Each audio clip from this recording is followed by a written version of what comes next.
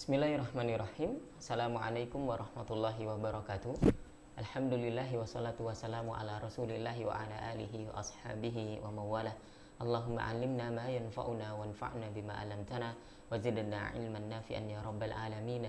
Rabbi syrah li sadri wa yassir li amri wahlul 'uqdatam min lisani yafqahu qawli, amma ba'du.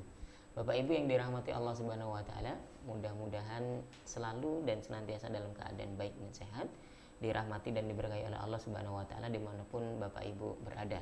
Alhamdulillah pagi hari ini kita masih bisa istiqomah nih, mudah-mudahan ya, membahas tentang ilmu Al-Quran dan tafsir bersama Ustadz kita dan guru kita Ustadz Ahmad Sarwat di Sekolah Fikih Live. Kali ini sampai di membahas sistematika tema-tema di dalam Al-Quran. Nah, sudah hadir beliau juga, Ustadz Ahmad Sarwat. Assalamualaikum Ustadz. Waalaikumsalam warahmatullahi wabarakatuh. Kabar baik Ustadz ya? Alhamdulillah, kabar baik. Hari ini Ustadz, kita bahas tentang sistematika tema-tema Al-Quran. Ya, sistematika tema-tema yang ada di dalam Al-Quran. Di dalam Al-Quran, oke, baik. Nampaknya langsung saja Ustadz nih, saya berikan kesempatan kepada Ustadz untuk memberikan mukaddimahnya kenapa kita bahas tentang sistematika tema-tema dalam Al-Quran ini, apa yang menarik di dalamnya dan kenapa kita cermati atau detailkan dalam hal ini. Tafadhol Ustaz. Iya, kalau kita perhatikan sering terjadi kesalahpahaman yang cukup fatal yang seringkali menimpa kita umat Islam, itu mengira bahwa Al-Quran itu sebuah kitab undang-undang yang sudah tersusun secara sistematis. Ya, memang benar, Al-Quran itu merupakan sumber hukum yang tertinggi yang datang dari Allah Subhanahu wa Ta'ala. Namun yang mau kita luruskan ini adalah anggapan bahwa Al-Quran itu sudah tersusun secara terstruktur, ya, sudah sistematis, tinggal dibaca saja, tinggal diikuti. Nah, ini jelas merupakan anggapan yang keliru, yang harus diluruskan. Kenapa kok begitu? Karena kalau kita nanti masuk ke dalam Al-Quran dan kita bicara tentang tema-tema yang ada di Al-Quran, kita akan menemukan ternyata temanya itu tidak terstruktur, tidak sistematis, tidak rapi. Temanya itu kayak loncat-loncat gitu. Dalam satu surat ada tema, ada beberapa tema. Bahkan yang unik itu nanti dalam satu ayat itu ada beberapa tema sekaligus. Jadi banyak orang yang kemudian agak begini ya, di satu sisi dibilang kembali kepada Quran, ya, kita pakai Al-Quran gitu ya. Memang ini kan dakwah yang sangat gencar ya, mengajak kita untuk kembali kepada Al-Quran, di mana Al-Quran itu disebutkan sebagai dustur, sebagai undang-undang, atau sebagai manhajul hayah, sebagai pedoman hidup. Lalu muncul seolah-olah kalau dibilang Quran itu dustur sebagai manhajul hayah gitu ya, imajinasi atau kesan gitu bahwa ya sudah, Quran itu adalah solusi, gitu kan. Quran itu solusi, segala permasalahan Anda itu jawabannya ada di Quran. Kan begitu kesannya gitu kan. Ya, orang kan sudah overestimate dong. Wah, ada di Quran. Begitu dia baca Quran, dia bingung karena isinya kok dalam tanda petik ya, kok berantakan gitu. Kok enggak lengkap gitu, kok enggak seperti yang sering digembar-gemborkan. Quran adalah solusi. Ya, solusi berarti kan bisa menyelesaikan masalah, tapi begitu kita masuk ke dalam Al-Quran, justru di dalamnya malah masih merupakan istilahnya, masih merupakan keping-keping puzzle yang berantakan. Boro-boro kita dapat gambaran yang jelas dari Al-Quran, lah Al-Qurannya sendiri saja itu di dalamnya masih awut-awutan dan seterusnya gitu kan. Nah, ini bagaimana kemudian kita memahaminya, ya, memahami sistematika yang ada di dalam Al-Quran yang ternyata tidak sebagaimana banyak orang gambarkan ya. Para ustadz, para penceramah, para mubaligh gitu ya, itu kan sering ya begitu, sering memberi motivasi gitu ya. Udah bagus, motivasinya itu sudah bagus, solusinya adalah Al-Quran, tapi begitu masuk ke Al-Quran yang mana itu ternyata masih punya permasalahan lagi. Jadi itu kira-kira yang akan kita bahas, Ustadz Wildan. Baik Ustadz. Sebelum kita bahas lebih detail soal sistematika tema-tema itu, nanti bahwa Al-Quran itu dalam tanda kutip berantakan soal tema-temanya, Zat. Tapi bagaimana untuk menjawab tudingan atau pandangan bahwa berarti Al-Quran itu nggak bagus dong gitu. Tema-temanya tuh berantakan begitu, tidak urut, tidak dimudahkan supaya kita gampang membacanya. Nah, bahkan nanti ya dinilai sebagai satu titik untuk merendahkan Al-Quran itu sendiri begitu misalnya. Bagaimana untuk menjawab pandangan tersebut Ustaz? Iya, jadi pertama kita harus istilahnya melihat fakta dan kenyataannya dulu. Seperti juga kalau kita nanti sudah pernah, kalau nggak salah saya lupa ya, ada pembahasan tentang ta'arud Al-Quran. Ya, satu ayat dengan ayat yang lain saling bertentangan gitu. Atau kalau dalam hadis namanya ikhtilaful hadis gitu ya. Itu fakta yang nggak bisa ditutup-tutupi. Nah, untuk menjawabnya kita harus terima dulu kenyataannya, baru kemudian bagaimana cara kita memahami dengan benar fakta tersebut dengan cara pandangan yang benar. Sama dengan begini, ini banyak kasus yang saya yakin ini menarik ya kalau kita bahas di luar dari Al-Quran tadi. Misalnya fakta bahwa para sahabat itu saling berperang. Ya, para sahabat saling berperang. Ada perang Jamal, ada perang Siffin. Ya, ada Ali, ada Muawiyah. Kalau kita nggak pandai menjelaskan duduk permasalahannya, maka itu aib. Aib. Kebanyakan orang berupaya untuk menghindari tema-tema itu. Karena memang harus hati-hati kan. Disitulah mudah sekali muncul kekeliruan-kekeliruan pandangan. Melihat faktanya lantas menghujat Ali. Atau kebalikannya, menghujat Muawiyah. Karena memang itu yang terjadi di masa itu kan. Padahal sebenarnya kalau kita pandai menganalisa sejarah, kita bisa uraikan dulu faktanya. Lalu apa pelajaran yang bisa kita ambil di balik dari itu semua? Kan begitu kan? Jadi bukan kita menghindari fakta. Faktanya kita ungkap. Memang begitu faktanya. Lalu dengan pisau bedah analisa kita yang tajam, apa yang bisa kita ambil dari fakta-fakta itu? Jadi kalau dikatakan Al-Quran berantakan, ya memang faktanya berantakan. Tapi bagaimana cara kita memandang dengan benar keberantakannya Al-Quran itu bukan dalam rangka untuk menjatuhkan, tapi justru untuk mengungkap betapa ijaznya Al-Quran itu, berapa hebatnya Al-Quran itu. Nah, kalau orang nggak punya pemahaman itu, dia akan jadi bulan-bulanan para orientalis. Orientalis akan datang dengan fakta bahwa Quran berantakan, dan kita bilang iya berantakan, murtad kan begitu kan. Nah, justru kita akan masuk ke tema itu, tema yang sangat apa istilahnya sensi kan. Nah, tapi kita dikasih vaksin, dikasih imunitas gitu, sehingga kalau nanti ada orang sekuler, orang liberal, orang orientalis dan sebagainya ingin menohok Quran dari sudut yang itu, kita santai aja. Apa lo mau ngomong apa? Nah, kan gitu. Kita udah punya kekuatan imunitas untuk menghadapi itu semua. Herd immunity. Nah, begitu kira-kira. Baik, Masya Allah Zat. Itu berarti pertama ya imunitas kita dulu. Cara pandang kita dulu tuh dibetulkan bahwa dalam tanda kutip tema Al-Quran yang sering loncat-loncat itu bukan satu hal untuk merendahkan Al-Quran itu sendiri, tetapi justru disitulah nilai keindahan Al-Quran itu. Ya, kalau dalam strategi perang itu kita pura-puranya disitulah titik lemahnya. Nah, gitu kan, sehingga kita pancing musuh untuk menyerang dari situ. Padahal begitu dia serang dari situ, kita lumat habis itu musuh dan lawan itu, gitu. Baik, Ustaz. Kita masuk ke pembahasannya tentang sistematika tema-tema dalam Al-Quran itu setelah kita punya akidah yang benar itu soal bagaimana Al-Quran ini diturunkan oleh Allah Subhanahu wa Ta'ala. Kita masuk ke poin yang pertama, Ustaz.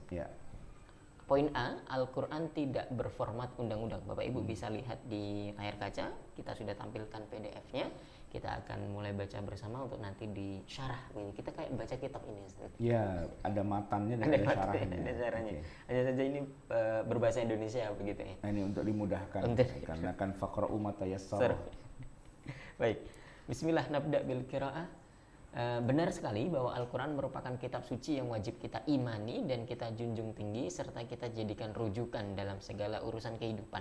Namun tanpa mengurangi rasa kagum kita kepada Al-Quran sebagai mukjizat abadi, faktanya secara keseluruhan ternyata penyajian Al-Quran lebih mirip dengan kitab sastra kelas tinggi yang tak tertandingi ketimbang format undang-undang atau peraturan. Format penyajian Al-Quran jelas merupakan sastra kelas tinggi yang dengan itu Allah Subhanahu wa Ta'ala telah menantang orang Arab untuk bisa menandinginya. Dan karena berupa sastra dalam wujud prosa, maka tidak ada keharusan Al-Quran itu harus terstruktur dan sistematis sebagaimana format sebuah SOP-nya. Nah, kalaupun di dalam Al-Quran terdapat pembagian berdasarkan juz, hizb ataupun surat-surat tertentu, namun pembagian seperti itu sama sekali tidak ada kaitannya dengan sistematika yang berstruktur. Ya. Kita bicara dari yang paling dasar dulu tentang pembagian juz dan hizb ya. Baik. Pertama, kalaupun Al-Quran terdapat juz dan hizb, semata-mata hanya untuk kepentingan membacanya saja. Ya, tidak ada kaitannya dengan pembagian tema dan subtema serta bidang-bidang pembahasan, sebagaimana biasanya format sebuah kitab undang-undang yang kita kenal. Ya. Nah itu kita langsung ya, saya teruskan aja. A, pembagian juz ya. Meski Al-Quran dibagi menjadi 30 juz, namun masing-masingnya sama sekali tidak mewakili tema pembahasan tertentu. Enggak, kalau juz 1 temanya apa, juz 2 temanya apa, itu enggak ya. Penting untuk dicatat bahwa ketika Allah menurunkan Al-Quran di masa kenabian selama 23 tahun, pembagiannya menjadi 30 juz ini tidak pernah ditetapkan secara samawi. Jadi Nabi nggak bilang, ini juz 1 ya, ini juz 2 ya. Tapi Nabi hanya mengatakan, ini adalah kumpulan ayat yang kamu letakkan sebelum kumpulan ayat itu atau sesudah ayat ini di dalam surat apa. Tapi kalau juznya enggak. Nah, Malaikat Jibril tidak pernah menentukan bahwa ayat yang sedang diturunkan itu bagian dari juz tertentu. Tidak ada ketentuan dari Allah tentang pembagian 30 juz Al-Quran ini. Demikian juga dengan Nabi Muhammad, beliau juga tidak pernah menyinggung masalah juz gitu ya. Nah, sejarah mencatat bahwa pemecahan Al-Quran menjadi juz mata hanya untuk membagi jatah dalam membaca Al-Quran saja. Targetnya sekedar manajemen pembagian jatah baca Quran. Misalnya untuk menghatam Al-Quran dalam durasi 3 hari, ya kan? 3 hari itu berarti sepertiga gitu kan? Atau seminggu, berarti kalau seminggu kan 7 hari itu. Bagaimana baca Quran biar khatam selama 7 hari itu dibagi 7. Atau sebulan gitu kan? Sebulan kan 30 hari kan? Ya berarti dipecah menjadi 30 bagian, 30 part yang sama sekali nggak ada kaitannya dengan tema. Nah, kalau Al-Quran dibagi jadi 7, maka pembagiannya adalah nih bagian pertama Al-Fatihah, Al-Baqarah, Ali Imran, An-Nisa gitu ya. Itu hari pertama. Jadi Ustaz Wildan kalau mau baca Quran khatam 7 hari, bacalah Al-Fatihah, Al-Baqarah, Ali Imran, An-Nisa hari Senin. Hari pertama, hari Senin ya. Kemudian hari Selasa Al-Maidah sampai At-Taubah. Gitu ya. Hari Rabu Yunus sampai An-Nahl. Hari Kamis Al-Isra sampai Al-Furqan. Kemudian hari Jumatnya Asy-Syu'ara sampai Yasin, hari ke-6-nya As-Saffat sampai Hujurat, dan hari Minggu terakhir Al-Mufassal yang artinya secara terperinci, yaitu surat-surat yang pendek mulai dari Qaf sampai surat An-Nas. Nah, itu pembagian itu bukan pembagian tema, pembagian jatah baca. Jadi kalau misalnya gini, kita mau bacain Quran buat orang tua kita dong, gitu ya. Biar khatam, anaknya ada 7, dibagi 7. Nah, begini pembagiannya, gitu. Kalau anaknya ada 30, ya dibagi 30. Tambah cucu, mantu dan sebagainya mungkin ada 30, dibagi-bagi jatah. Nah, itu pembagian jatah itu pembagian jatah baca, bukan bagian jatah tema, gitu kan.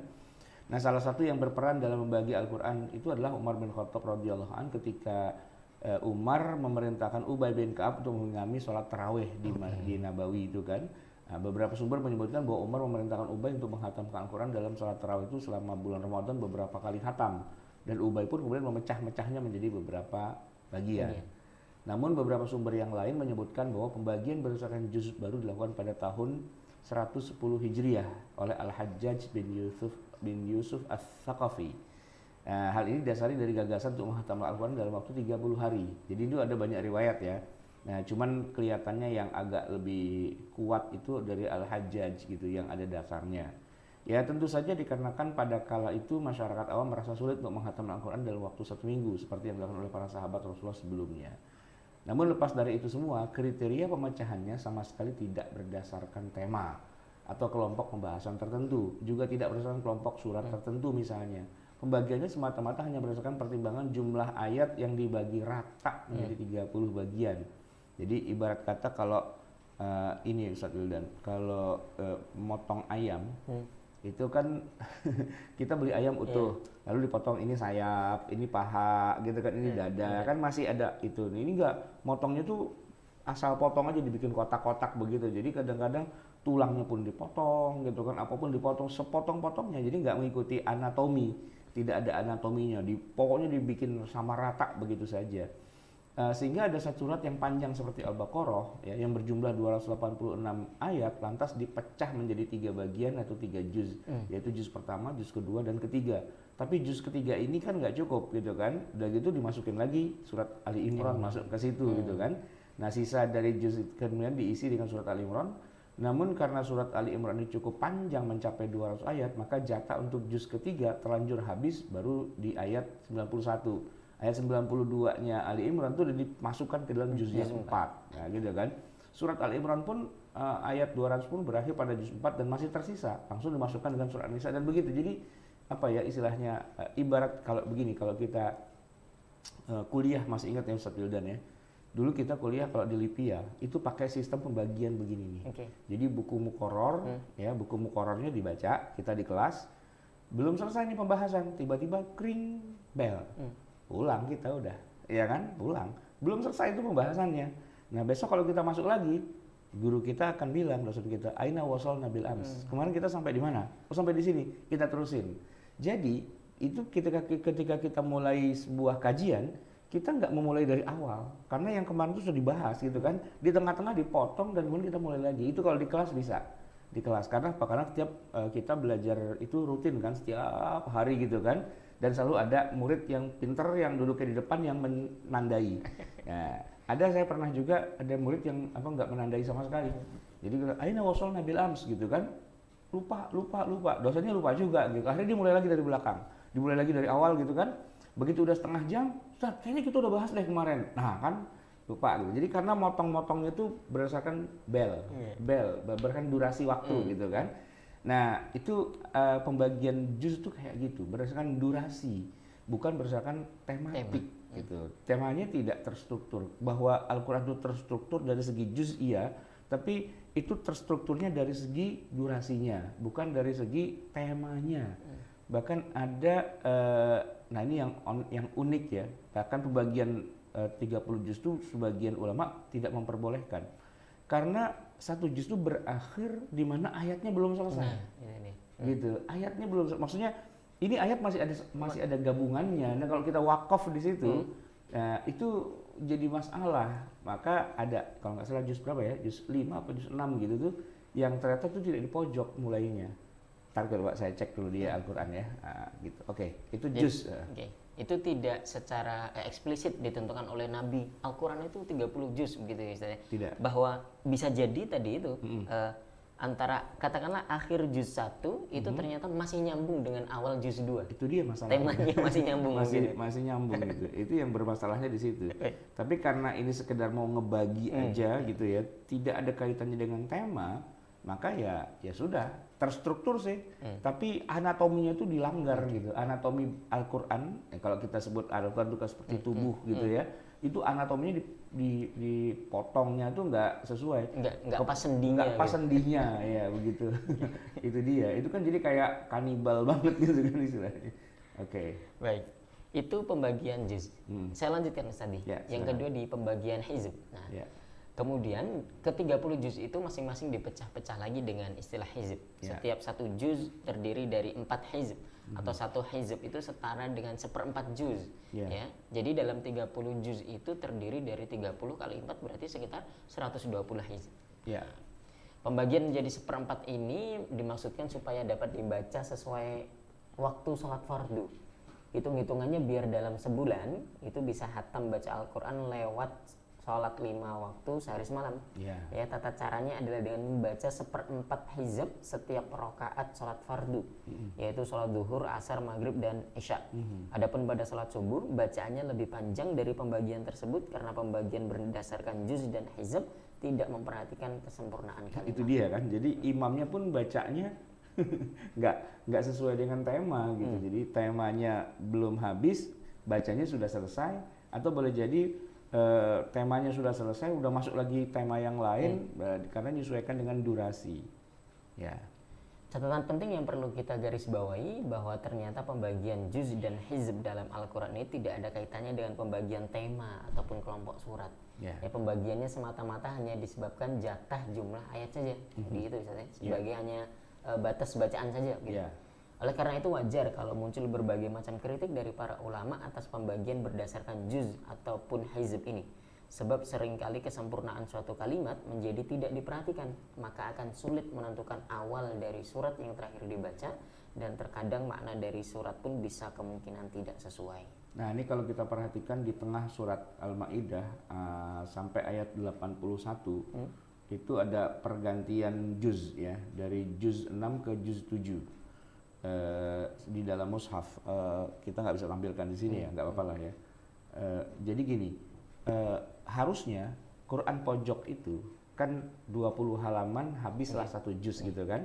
Nah, paling pojok akhir tuh berhenti juznya gitu. Baru begitu nanti halaman berikutnya itu masuk juz berikutnya. Tapi ternyata di dalam, kalau kita perhatikan dalam mushaf, di dalam juz ke-6 itu terakhirnya nggak di pojok. Tapi satu ayat sebelumnya gitu. Satu ayat sebelum itu mulai juz baru. Satu ayat sebelumnya. Pas ayat la tajidanna asyaddan nasi adawatan lil ladzina amanu yahuda wal ladzina asyraku wa la tajidanna ashadda aqrabahum mawaddatan lil ladzina amanu ladzina qalu inna nasara. Nah, itu pas bagian itu sudah masuk juz berikutnya, tapi posisinya ada di dalam juz yang 6. Padahal dia sebenarnya sudah masuk juz 7. Ini agak sedikit keluar dari kebiasaannya. Biasanya kan pembagiannya ya di awal halaman, ini bukan di buntutnya juz ke-6 begitu kan. Nah, itu karena apa? Karena pertimbangan tadi dikritik oleh para ulama. Anda kalau potong di situ itu nggak cocok gitu, karena antara la tajidanna asyaddan nasi adawatan dengan wa idza sami'u ma unzila ila rasuli itu ayat yang saling terkait. Kalau Anda potong ikut yang ini ikut juz 6, yang ini ikut juz 7, seperti kita tuh merusak tafsirnya, nah, merusak urut-urutannya. Oleh karena itu, walaupun posisi ayatnya, tulisannya itu sudah pisah, di buntutnya halaman terakhir ya, di juz 6 halaman terakhir, satu ayat tuh ada di sini, terus ayat yang berikutnya di sini. Itu kan ayat tuh nggak boleh dipisah. Nah, maka di situ dikasih tanda kayak bintang begitu di di halaman sebelumnya, di ayat 81 dikasih bintang. Tunjukkan bahwa itu awal juz gitu. Jadi awal juznya ada ikut di buntutnya juz yang lain. Pada akhirnya tuh komprominya dibikin seperti itu. Karena saya tahu banget bahwa dua ayat ini saling terkait. La tajidanna asyaddan nasi adawatan lil ladzina itu dengan ayat yang wa idza sami'u ma unzila ir rasul itu satu tema gitu. Itu kalau dipotong dengan dua juz yang berbeda itu jadi masalah. Begitu kira-kira. Oke. Itu juz dan hizb. Ya. Kita bahas yang kedua soal penamaan suratnya ini. Nah, kalau bicara juz itu tidak sesuai dengan tema, bagaimana dengan penamaan surat? Kalau surat kan sudah ada namanya, ya kan? Kalau juz kan cuma angka, juz 1 sampai juz 30. Kalau dikaitkan dengan tema, jelas enggak, malah temanya jadi berantakan. Nah, sekarang bagaimana dengan penamaan surat itu sendiri, gitu ya? Silakan dibaca. Di dalam Al-Quran terdapat 114 surat yang masing-masing memiliki nama-nama tersendiri. Namun kalau kita telusuri lebih dalam, ternyata nama-nama surat itu tidak secara terstruktur mewakili isinya secara lengkap. Maksudnya nama surat memang ada hubungannya dengan tema tertentu, namun secara keseluruhan surat itu tidak hanya membahas tema sebatas nama suratnya. Sebaliknya, suatu tema yang diwakili oleh suatu surat seringkali malah terdapat di dalam banyak ayat yang tersebar di banyak surat yang lain, yang mana surat itu justru tidak ada hubungannya dengan masalah itu. Nah, itu teorinya begitu. Kita masuk kepada contoh kasus dalam surat Al-Baqarah. Ketika kita masuk ke surat yang kedua di dalam Al-Quran ini, kita tiba-tiba dikejutkan dengan nama suratnya, yaitu Al-Baqarah, yang berarti sapi betina. Kalau kita bicara kitab undang-undang yang seharusnya tertib, urut, rinci, dan sistematis, maka di sini sudah agak aneh nih. Ya, apa urusannya sebuah kitab undang-undang yang dianggap sebagai the way of life itu, ya, pedoman hidup itu, kok tiba-tiba bicara tentang sapi betina gitu.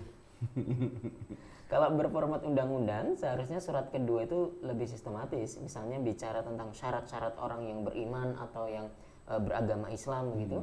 Ya, setidaknya bicara hal-hal yang fundamental lah yang dalam agama, seputar wilayah akidah, kepercayaan kepada Allah, para malaikat, kitab-kitab yang diturunkan, nabi dan rasul begitu, atau juga kepastian akan terjadinya hari kiamat. Nah, tapi atau setidaknya bicara tentang kewajiban-kewajiban yang paling asasi dalam agama, ya kayak sholat, zakat, puasa gitu ya, berarti rukun iman, rukun Islam begitu saja. Harusnya kan begitu kalau undang-undang kan, yang poinnya dulu gitu loh. Atau misalnya juga hal-hal utama yang dilarang gitu. Haramnya syirik, zina, judi, membunuh, kemudian mencuri, mabuk, dan dosa-dosa besar yang lainnya. Seperti Taurat itu the Ten Commandment, jadi 10 larangan-larangan, tidak boleh begini. Itu kan poin-poinnya itu jelas gitu kan kalau Taurat. Tapi kalau kita baca Al-Quran, bab keduanya setelah pembukaan, bab keduanya adalah sapi gitu kan. Ternyata, silakan. Yang kita temukan tuh dalam surat kedua ini sama sekali jauh dari yang namanya sistematika sebuah kitab undang-undang. Ya. Tiba-tiba surat kedua Al-Quran itu berjudul Al-Baqarah, sapi betina gitu.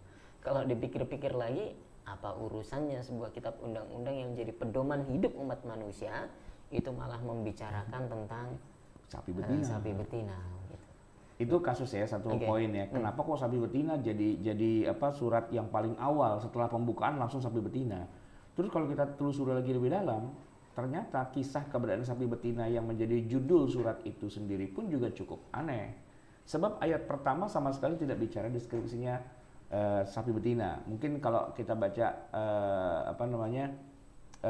tentang alam tara kaifa fa'ala rabbuka bi ashabil fil. Ini kan dua surat yang boleh kita sejajarkan nih ya. Di satu sisi surat Al-Baqarah judulnya sapi betina. Terus nanti ada surat Al-Fil, judulnya gajah. Nah, ketika kita bicara surat Al-Fil, itu di ayat pertama langsung keluar pemeran utamanya, si gajah itu. Alam tara kaifa fa'ala rabbuka bi ashabil fil. Gitu kan? Nah, tapi kalau Al-Baqarah, dari ayat pertama, ayat kedua, 3, 4, 5, 6, 7, itu kita nggak menemukan di mana si sapinya itu ada. Padahal ini judulnya adalah sapi. Gitu. Ya kan? Coba dibaca. Lagian ternyata kisah keberadaan sapi betina yang menjadi judul surat itu cukup aneh nih. Sejak ayat pertama sama sekali tidak ada deskripsinya. Kisah sapi betina di dalam surat yang paling panjang ini baru muncul setelah masuk ke ayat 67. Ya, sudah membahas begitu banyak topik dan cerita, barulah nih muncul kisah sapi betina ini. Di surat Al-Baqarah 67, wa id qala Musa liqaumihi innallaha ya'murukum an tadbahu baqarah qalu atattakhiduna huzwa qala a'udzu billahi an akuna minal jahilin. Dan ingatlah ketika Musa berkata kepada kaumnya, sesungguhnya Allah Subhanahu wa taala menyuruh kalian untuk menyembelih seekor sapi betina. Mereka berkata, apakah kamu hendak menjadikan kami buah ejekan? Musa menjawab, aku berlindung kepada Allah agar tidak menjadi salah seorang dari orang-orang yang jahil. Nah, yang menarik untuk dicermati, kisah penyembelihan sapi betina ini tiba-tiba berhenti di ayat ke-73 secara begitu saja. Yang baru muncul di ayat 67, berhenti di ayat 73. Ya, jadi ternyata kisah sapi betina ini muncul hanya dalam 7 ayat saja, berturut-turut, mulai dari ayat ke-67 dan sampai 73. Ayat 67, 68, 69, 70, 71, 72, 73. 7 ayat saja. Gitu kan? Dan begitu sudah 7 ayat itu berhenti, selesai. Udah nggak ada lagi cerita-cerita sapi betina. Dan sampai akhir surat Al-Baqarah yang panjangnya 286 ayat, si sapi nggak muncul-muncul lagi. Ya, tidak pernah muncul lagi. Nah, berarti kan kalau kita ukur secara persentase nih, ya kita ngomongin matematikanya. Konten sapi betina itu hanya 2,4% saja dari seluruh surat. Ya, surat kedua Al-Baqarah dinamakan, namun surat kedua Al-Baqarah ini dinamakan dari unsur yang hanya 2,4% saja. Tentu saja penamaan surat menjadi Al-Baqarah itu menjadi unik. Dan kalau kita ukur sebagai sebuah kitab berformat undang-undang, tentu agak kurang tepat. Maksudnya bukan berarti Al-Quran ini salah atau keliru, namun yang salah atau keliru adalah prasangka kita yang memaksakan diri agar Al-Quran dianggap sebagai kitab dengan format undang-undang. Jadi yang ingin kita tegaskan bahwa Anda jangan menganggap, ya jangan keliru ya, menganggap Quran itu formatnya adalah format undang-undang. Gitu loh. Tapi dia, Al-Quran memang sumber dari hukum. Nah, tapi Qur'annya sendiri formatnya bukan kitab undang-undang. Harus dibedakan antara sumber dengan dengan kenyataannya. Quran itu sumber hukum, iya, tapi hukumnya itu bukan di Qur'annya itu, gitu. Nanti hukum maksudnya adalah kitab hukum yang berformat undang-undang ya. Kitab hukum yang berformat undang-undang itu bukan Qur'annya. Nanti dilakukan yang namanya ijtihad oleh para ulama, dikumpulkan, disusun menjadi tema-tema yang sudah terstruktur, tapi sumbernya dari Al-Quran. Ibarat kata kalau dalam bahasa karangan tulisan manusia, itu tabwibnya diedit ulang. Tabwib itu apa? Penulisan bab. Pengurutan bab-babnya itu disusun ulang menjadi lebih terstruktur. Nah, itulah yang menjadi kanun, itulah nanti yang menjadi kitab undang-undang. Undang-undang agama Islam, undang-undangnya Allah dan sebagainya, tapi diistimbat dari Al-Quran. Al-Qurannya sendiri dia berupa prosa, gitu. Maka kalau orang bilang, nah ini yang perlu kita kritisi gitu ya. Semua sudah ada di Quran, Quran sudah merinci. Nah itu keliru gitu loh. Semua sudah ada di Quran mungkin oke, tapi tidak rinci, tidak terstruktur. Rincian dan strukturnya adanya di mana? Dalam kitab fikih. Nah, kalau Anda buka kitab fikih, Anda baru dapat rinciannya, mulai dari yang paling dasar tadi, toharoh, sholat, puasa, zakat, haji, ekonomi gitu misalnya, pernikahan dan sebagainya itu udah mulai rinci. Kalau udah di kitab fikihnya udah rinci, tapi sumbernya sendiri itu belum menampakkan rincian yang sistematis. Nah, banyak orang ini tadi kan tidak usah pakai fikih gitu loh, tidak usah pakai pendapatnya para ulama, langsung Quran saja. Di Quran sudah rinci, di Quran sudah terstruktur. Begitu dia buka Quran, mana?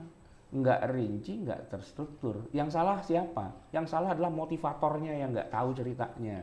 Ya benar sih bahwa kita harus kembali pada Quran itu benar. Undang-undang paling tinggi itu adalah dari Al-Quran, iya. Itu wahyu, iya benar. Tapi Anda juga jangan salah ketika memberi istilahnya motivasi kepada orang, harus jujur gitu. Bahwa di Quran itu tidak serinci yang dia gembar-gemborkan. Nanti rinciannya di mana dong? Nah makanya pakailah kitabnya para ulama yang sudah merinci dengan terstruktur, karena toh itu sumbernya dari Quran juga. Nah kira-kira begitu pesannya. Oke, Ustaz. Lagi-lagi bahwa jalan terbaik untuk kembali ke Al-Quran dan Sunnah adalah kembali kepada kitab-kitab fikihnya para ulama. Ya, untuk kaitannya dengan hukum ya. Nanti kalau kaitan dengan akidah ya kitabnya akidah para ulama gitu kan. Tentang sains ya tentang kitab sainsnya para ulama gitu. Sumbernya dari Al-Quran, tapi rinciannya kalau secara umum di dalam kitab tafsir. Tapi nanti kalau udah lebih detailnya lagi sesuai dengan tema-temanya, ilmu-ilmu keislaman yang membahas tema-tema itu sudah ada. Kalau bicara tentang ayat hukum dalam tafsir ayat ahkam, lebih detailnya lagi dalam kitab fikih. Begitu ada urut-urutannya. Oke, siap Ustaz. Itu surat Al-Baqarah yang pertama. Kita bahas yang kedua surat Ali Imran. Demikian juga dengan surat pada urutan yang ketiga yang dinamakan Ali Imran. Surat yang dari 200 ayat dan termasuk surat Madaniyah ini berarti keluarga Imran. Imran yang dimaksud tidak lain adalah ayahnya Maryam yang nantinya akan memiliki anak bernama Isa alaihissalam, dan bukan Imran ayahnya Nabi Musa alaihissalam. Sedangkan siapa saja yang termasuk di dalam keluarga Imran selain Imrannya juga termasuk Maryam Selain Imronnya juga termasuk selain Imronnya ya, juga termasuk Maryam binti Imran, ibunda Nabi Isa dan juga tentunya Nabi Isa alaihissalam itu. Jadi sendiri. Bacanya harus pakai wakaf dan tidak. Namun demikian surat ini sama sekali tidak bicara tentang keluarga Imran kecuali setelah mencapai ayat ke-33. Nah, dari ayat pertama hingga ayat ke-32 itu malah bicara hal-hal lain di luar tentang kisah keluarga Imran. Kalau tadi Al-Baqarah baru muncul di ayat 67. Maka di Ali Imran tentang keluarganya Imran itu baru muncul di ayat 33. Lumayan kan? Jadi sebuah surat dikasih nama, ternyata namanya itu tidak mewakili tema besarnya gitu. Kenapa? Karena memang tidak bisa dikasih tema besar karena ayatnya panjang. Ali Imran itu 200, Al-Baqarah itu 286. Isinya tuh berbagai macam tema dan tidak ada satu tema yang bisa mewakili gitu. Ketika disebutkan akhirnya nama suratnya adalah Al-Baqarah dan itu tauqifi gitu ya, ternyata juga cuma 2,4% mewakili keseluruhan ayat. Maksudnya 7 ayat tentang Al-Baqarah itu kalau kita bandingkan dengan 286 itu cuma 2,7%. Tapi karena ini tauqifi, kata Nabi itu namanya Al-Baqarah, ya sudah selesai, mau bilang apa. Tapi kalau dipikir-pikir secara logika, kenapa kok justru yang diambil yang 7 ayat itu? Padahal di awal-awal Al-Baqarah itu ada kisah bagus banget loh tentang apa namanya tema besar kehidupan di muka bumi, yaitu melunjaknya iblis disuruh sujud kepada Nabi Adam gitu. Mestinya itu kan kasih nama tuh istilahnya apa, awal mula tragedi umat manusia. Wah, suratnya begitu kan, surat awal mula tragedi manusia. Karena di situ ada kisah yang cukup menarik itu di situ. Tapi ternyata Allah atau Rasulullah tidak menyebutkan itu sebagai tema yang mewakili surat yang panjang dan istimewa ini, malah ngambil cerita Al-Baqarahnya. Yang mana balik lagi nih, saya mau tambahin. Al-Baqarah itu bukan syariatnya kita. Antum tahu nggak? Sapi betina tuh ngapain sih di situ? Dalam kisah itu coba deh sesuai dengan ingatan. Apa kaitannya surat Al-Baqarah? Apa kaitannya atau apa peranan si sapi betina? Apakah untuk Idul Kurban? Enggak. Kita, syariat Islam ini, kita umat Nabi Muhammad, kalau bicara tentang sapi, ya pasti untuk disembelih kan. Disembelih itu untuk apa? Untuk kurban, untuk kita makan. Bisa buat akikoh juga dalam mazhab Syafi'i, selain kambing juga boleh dengan itu. Atau kalau kita haji, ya apa namanya, kita syiarnya itu adalah hadiyu kan, memberikan, pokoknya istilahnya disembelih untuk dimakan. Intinya gitu. Taqarruban ilallah, untuk ibadah gitu kan. Tapi sapi betina di situ nggak ada kaitannya dengan kurban, akikoh, haji, nggak ada kaitannya. Itu sapi disembelih buat apa? Cuma sekedar untuk membuktikan siapa yang membunuh jenazah ini. Faqul nadribuhu bi ba'diha.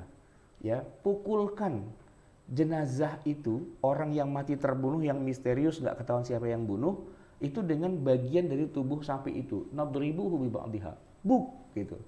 Lalu orang itu, dalam riwayat itu, dalam tafsir disebutkan orang itu kemudian bangun, hidup lagi, lalu cerita, yang bunuh saya tuh orangnya. Selesai. Dah, itu kejadian kapan? Di masa Nabi? Bukan. Bukan. Di masa sahabat? Ya bukan juga pastinya. Di masa lalu, di masa Bani Israel, gitu kan? Lalu hubungannya dengan kita apa? Enggak ada hubungannya, gitu. Mau dijadikan sebagai teknik forensik gitu? Enggak juga kan? Misalnya ada orang mati terbunuh nggak ketahuan. Dan di zaman kita itu kan pakai ilmu forensik gitu kan, ilmu forensik dengan cara macam-macam. Untuk polisi kan punya cara forensik gitu.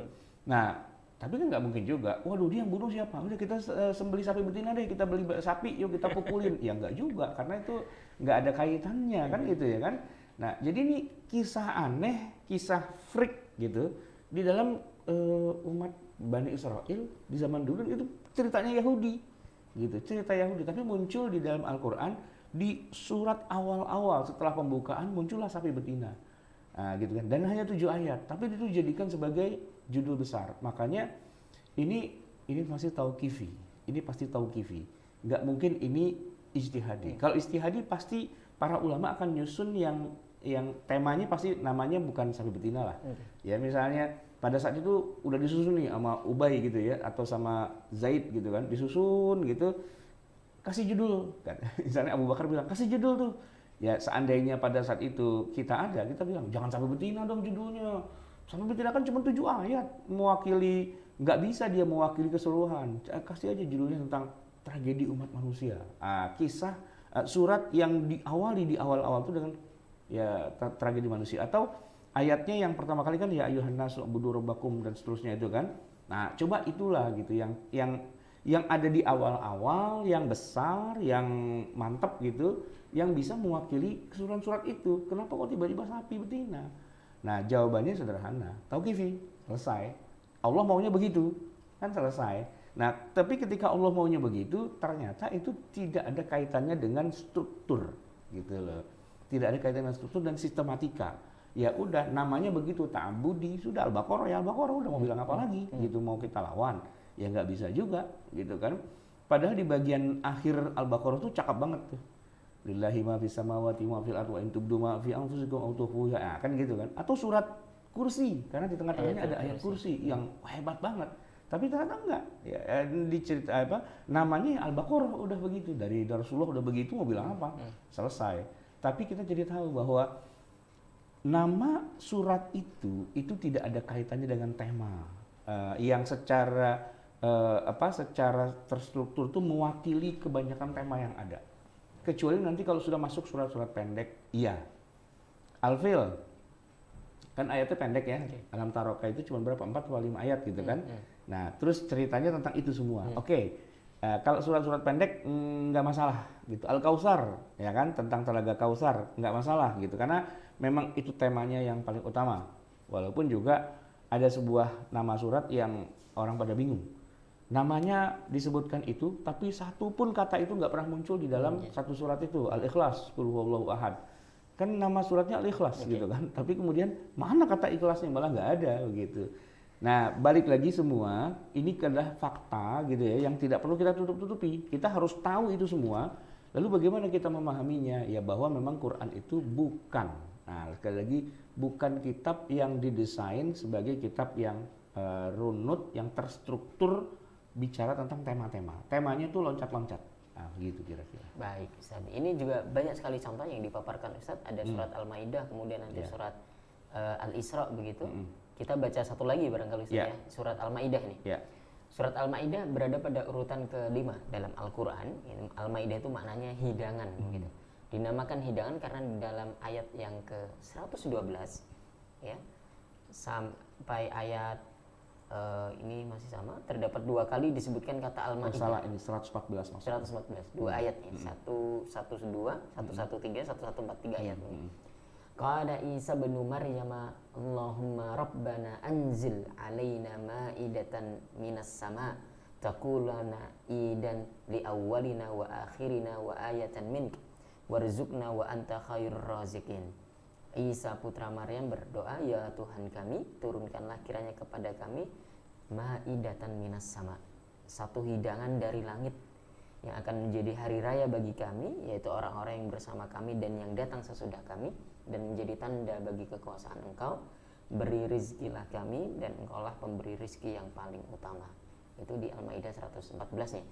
Jumlah keseluruhannya 120 ayat, namun pembahasan tentang hidangan itu hanya 2 kali disebutkan di 2 ayat yang berbeda. Selebihnya sama sekali tidak ada pembahasan tentang Al-Maidah atau hidangan itu. Ini mirip tadi Ustaz ya. Iya. Mirip sama malah di bagian akhir ya. itu ya kan, ayatnya semua 120. Dia baru muncul di ayat 112 dan 114. Anzil alaina ma'idatan minas sama. Itu cuma 2 ayat lah begitu kan, dari 120. Tapi itu dijadikan nama surat. Suratnya Al-Maidah. Maka orang kalau yang ngerti tentang struktur dari surat Al-Maidah yang pertama sekali itu dia dicari Maidah nggak ketemu ya kan, sampai udah ayat 112 atau 111 dia bilang kesimpulannya nggak ada kata Maidah. Satu ayat lagi ternyata muncul kata itu. Ini kan terkecoh gitu kan sebenarnya. Ya tapi itu balik lagi, itu tauqifi dari Allah, dari Rasulullah, ya sudah begitulah namanya, ya sudah Al-Maidah, mau bilang apa lagi. Tapi kalau kita lihat sebenarnya Al-Maidah itu terdiri dari apa saja, itu menjadi sangat banyak tema di dalamnya yang loncat-loncat temanya. Jadi abis 2 ayat ini terus 3 ayat, 2 ayat, 3 ayat, 2 ayat. Nanti kalau bisa kita tampilkan di sini, kita baca Quran terjemah yang diterjemahkan oleh Kementerian Agama, ya, Al-Quran dan terjemahnya. Itu setiap 2-3 ayat selalu ada subjudul. Nah, setiap ada subjudul. Nanti subjudul itu kalau kita lihat di dalam daftar isi, itu muncul semua. Dalam satu Al-Baqarah itu ada sekian banyak subjudul. Ya kan, ada 10, 20, 30 subjudul. Satu subjudul diwakili oleh 2-3 ayat, 2-3 ayat begitu kan. Tapi nanti subjudul itu kalau kita urutkan lagi, ternyata itu tidak rinci, dalam arti tidak terstruktur juga. Jadi kesannya kayak loncat sana, loncat sini, loncat sana, loncat sini. Itu pun juga yang membuat istilahnya subjudul itu manusia juga.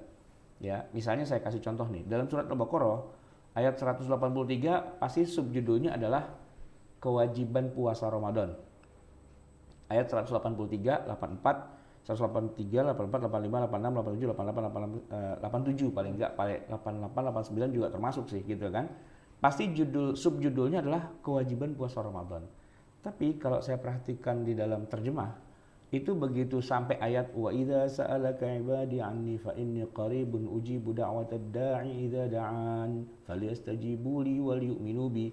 Itu dikasih subjudul baru lagi tentang pengawasan atau kedekatan hamba pada Allah. Tapi cuma satu ayat itu doang, udah balik lagi ke subjudul yang lain lagi, yaitu terusan tentang puasa. Jadi memang nih ayat tentang puasa Ramadan di Al-Quran itu unik. Di tengah-tengah rangkaian ayat yang lagi bicara puasa Ramadan, tiba-tiba nyempil satu ayat yang temanya keluar. Dia kayak pergi kemana, lalu balik lagi, terusin lagi tema yang sebelumnya. Sampai ada orang mengatakan, inilah bukti Quran itu salah atau palsu. Apa? Kenapa kok di tengah-tengah muncul ayat yang nggak ada kaitannya dengan ayat sebelumnya dan ayat sesudahnya? Itu banyak yang menghujat di kalangan para orientalis barat yang nggak ngerti ceritanya. Tapi para mufassir kemudian sudah membuat pembelaan. Siapa bilang itu ayatnya nggak ada kaitannya dengan sebelum dan sesudahnya? Itu kaitannya sangat erat, walaupun nggak tersebutkan secara eksplisit. Tapi memang menarik ya. Jadi ketika bicara puasa, terus tiba-tiba ngomongin tentang apabila hambaku bertanya padaku tentang aku, katakanlah aku ini dekat. Dan aku menjawab semua doa, semua permintaan. Udah kan? Terus ngomong lagi tentang puasa gitu. Lah, ini emang secara kenyataannya itu nggak nyambung sebenarnya. Tapi para ulama menjawab, ini kan lagi ngomongin puasa Ramadan. Kalau siang kita puasa, kalau malam ngapain? Kalau malam wa idza sa'alaka ibadi anni fa inna qaribun ujibu da'watad da'i. Anda itu kalau malam tahajud, Anda kalau malam tarawih, qiyamul lail. Inti dari qiyamul lail adalah wa idza sa'alaka ibadi anni fa inna qarib. Wah, itu kan luar biasa kan? Mata awam nggak nyampe ke situ, tapi para ulama ahli tafsir nyambung. Oh, ternyata ayat ini sangat erat kaitannya dengan rangkaian puasa Ramadan itu ya, yaitu untuk mengisi di malam harinya dan nanti ketemu lagi dengan ayat 187-nya, yaitu bicara tentang uhilla lakum lailatas shiyam. Dihalalkan pada kamu pada malam-malam bulan puasa itu rafatsu ila nisaikum dan seterusnya. Jadi itu semua terkait gitu kan. Tapi kalau kita baca tafsir atau terjemah Kementerian Agama, itu pas ayat itu tuh dikasih subjudul lagi. Nah, setelah itu satu ayat doang. Lagi itu ayat berikutnya lagi udah kasih subjudul yang lain lagi. Nah, itu kan bagaimana memberi subjudul itu, yaitu ijtihadi. Itu kira-kira. Baik Ustaz. Itu contoh yang ketiga. Kita sudah bahas Al-Baqarah, Ali Imran dan Al-Maidah. Ya. Masih ada lagi nih apa? Surat Al-Isra ya. Surat Al-Isra gitu, kemudian surat kalau Al-Isra itu di surat pertama, di ayat pertama ya. Al-Isra ada 111 ayat dan bicara tentang Isra-nya Nabi kan. Ini unik. Isra-nya Nabi itu dengan Mi'raj kan satu kesatuan. Tapi di ayat ini atau di surat ini tidak bicara Mi'raj. Cuma Isra-nya doang. Cuma Isra-nya aja. Subhanalladzi asra bi'abdihi lailan minal masjidil harami ilal masjidil aqsa alladzi barakna haulahu linuriyahu min ayatina. Gitu kan? Tapi nggak ada cerita tentang Mi'raj. Nggak ada. Padahal satu kesatuan. Gitu. Unik kan? Dan uniknya lagi begini. Ayat ini, ayat pertamanya bicara Isra-nya Nabi, selesai satu ayat, sudah 110 ayat berikutnya sama sekali nggak ada cerita-cerita tentang Isra. Tapi ayatnya, suratnya disebut Al-Isra. Ini kan kebalikan dari yang tadi Al-Maidah. Al-Maidah justru muncul tema Al-Maidahnya di bagian akhir. Di Al-Isra justru muncul di sekali pertama dan setelah itu sudah nggak ada lagi. Unik banget gitu, ya kan? Nah, Mi'rajnya di mana? Mi'rajnya ada di surat An-Najm. Itu kalau di scroll ke bawah tuh satu ya, coba dibaca. Lalu apakah Al-Quran sama sekali tidak bicara peristiwa Mi'rajnya Nabi Muhammad SAW ke langit yang ketujuh hingga Sidratul Muntaha? Jawabannya ada, namun tidak secara eksplisit. Ya, tapi juga adanya ini bukan di surat Al-Isra-nya. Surat An-Najm. Tapi di surat lain bernama surat An-Najm ayat ke-53. Ya kan Al-Isra kan 17. An-Najm itu 53. Udah loncat jauh banget itu. Nah, tiba-tiba di situ 'inda sidratil muntaha wa laqad ra'ahu nazlatan ukhra. Ini kebalik nih anunya apa urutannya. Wa laqad ra'ahu nazlatan ukhra ya 'inda sidratil muntaha gitu ya. Nah, itu ayatnya seperti itu, disebutkan ada kata-kata 'inda sidratil muntaha. Nah, itu yang dimaksud dengan mi'raj. Walaupun nggak ada kata-kata mi'raj. Nah, tapi di situ diceritakan bahwa Nabi SAW itu telah melihat Jibril dalam rupanya yang asli, ya kan? Walaqad ra'ahu nazlatan ukhra ya 'inda sidratil muntaha. Yaitu pada saat lagi ada di sidratil muntaha. Kapan?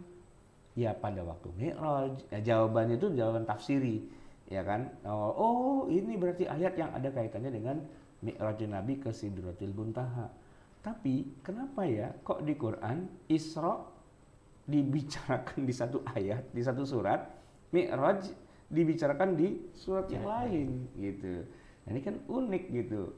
Saya kira kalau misalnya ada hadis tentang Isra Mi'raj pasti lengkap Isra-nya dan Mi'raj-nya. Apalagi kalau kita baca Sirah Nabawiyah, pasti judul besarnya adalah Isra Mi'raj. Tapi surat di Al-Quran itu unik. Tidak ada surat namanya surat Isra Mi'raj, nggak ada. Adanya surat Isra tanpa Mi'raj. Nah, Mi'rajnya nggak diceritakan di surat itu. Kenapa gitu? Kan itu satu kesatuan. Balik lagi, itu tauqifi. Allah maunya begitu. Unik kan Al-Quran itu? Ya sudah, begitulah. Nah, nanti kita untuk bisa memahaminya, kita bikin satu bab judulnya Tafsir Isra dan Mi'raj. Nah, tentang Isra-nya kita ambil dari surat Al-Isra ayat 1. Mi'raj-nya kita ambil dari surat An-Najm ayat 12-14 gitu kan. Kita susun menjadi sebuah kajian. Nah, itu namanya tafsir gitu. At-Tolak. Surat At-Tolak. Sebut saja misalnya surat ke-65 itu At-Talaq, meski isinya terkait dengan masalah perceraian, namun tidak semua ayatnya bicara tentang perceraian. Hanya sebagian saja dari ayat-ayat dalam surat itu yang bicara tentang perceraian. Ya, hanya dari ayat pertama hingga ayat ke-7. Ya, namun selebihnya mulai ayat ke-8 hingga ayat terakhir yaitu ayat ke-12 malah bicara masalah-masalah lain yang tidak ada kaitannya dengan perceraian. Ya, sebaliknya di surat-surat yang lain seperti surat Al-Baqarah 227 sampai 241 atau surat An-Nisa 130 begitu. Surat Al-Ahzab itu banyak, At-Tahrim juga, justru kita malah menemukan ayat yang membicarakan masalah perceraian dan agak banyak itu tersebar di beragam surat. Jadi gini, ada surat namanya At-Tolak, tapi ngomongin perceraiannya nggak seluruhnya, ya malah dikasih slot buat yang lain. Sementara ayat-ayat terkait dengan talak itu malah tersebar di surat-surat yang berbeda. Kan nggak efisien gitu. Kan udah punya nama surat sendiri. Kumpulkan saja dong semua ayat terkait tolak itu dalam satu surat. Surat At-Tolak kan begitu harusnya. Ternyata balik lagi, ini tauqifi. Allah maunya begitu. Ya sudah, kita terima saja. Tapi kita menerima dengan sebuah catatan. Oh, ternyata berantakan ya gitu. Ya memang berantakan gitu. Karena memang salah kalau kita menganggap bahwa Quran itu rinci dan terstruktur. Enggak, dia tidak rinci, tidak terstruktur. Memang begitulah maunya Allah, gitu kan?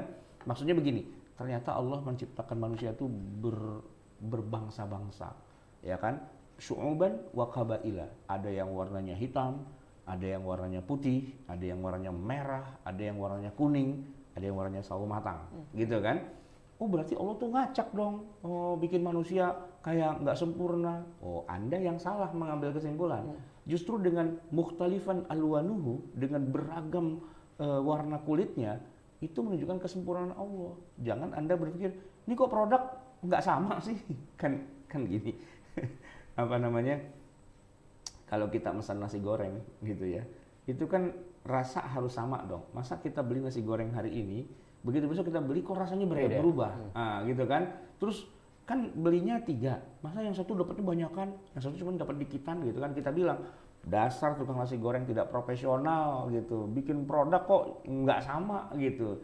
Kita omongnya begitu pasti kan? Nah, ternyata enggak, ternyata memang dalam hal ini Allah menciptakan dengan segala keunikannya. Manusia dibikin berbangsa-bangsa dengan bahasa yang berbeda-beda dan sebagainya. Unik kan berarti kan? Okay. Nah, kita ingin dari situ kita tidak bisa mengatakan bahwa Tuhan itu tidak sempurna karena menciptakan manusia kok beda-beda, banyak bahasa dan sebagainya. Oh enggak, justru disitulah kesempurnaannya Tuhan, gitu kan?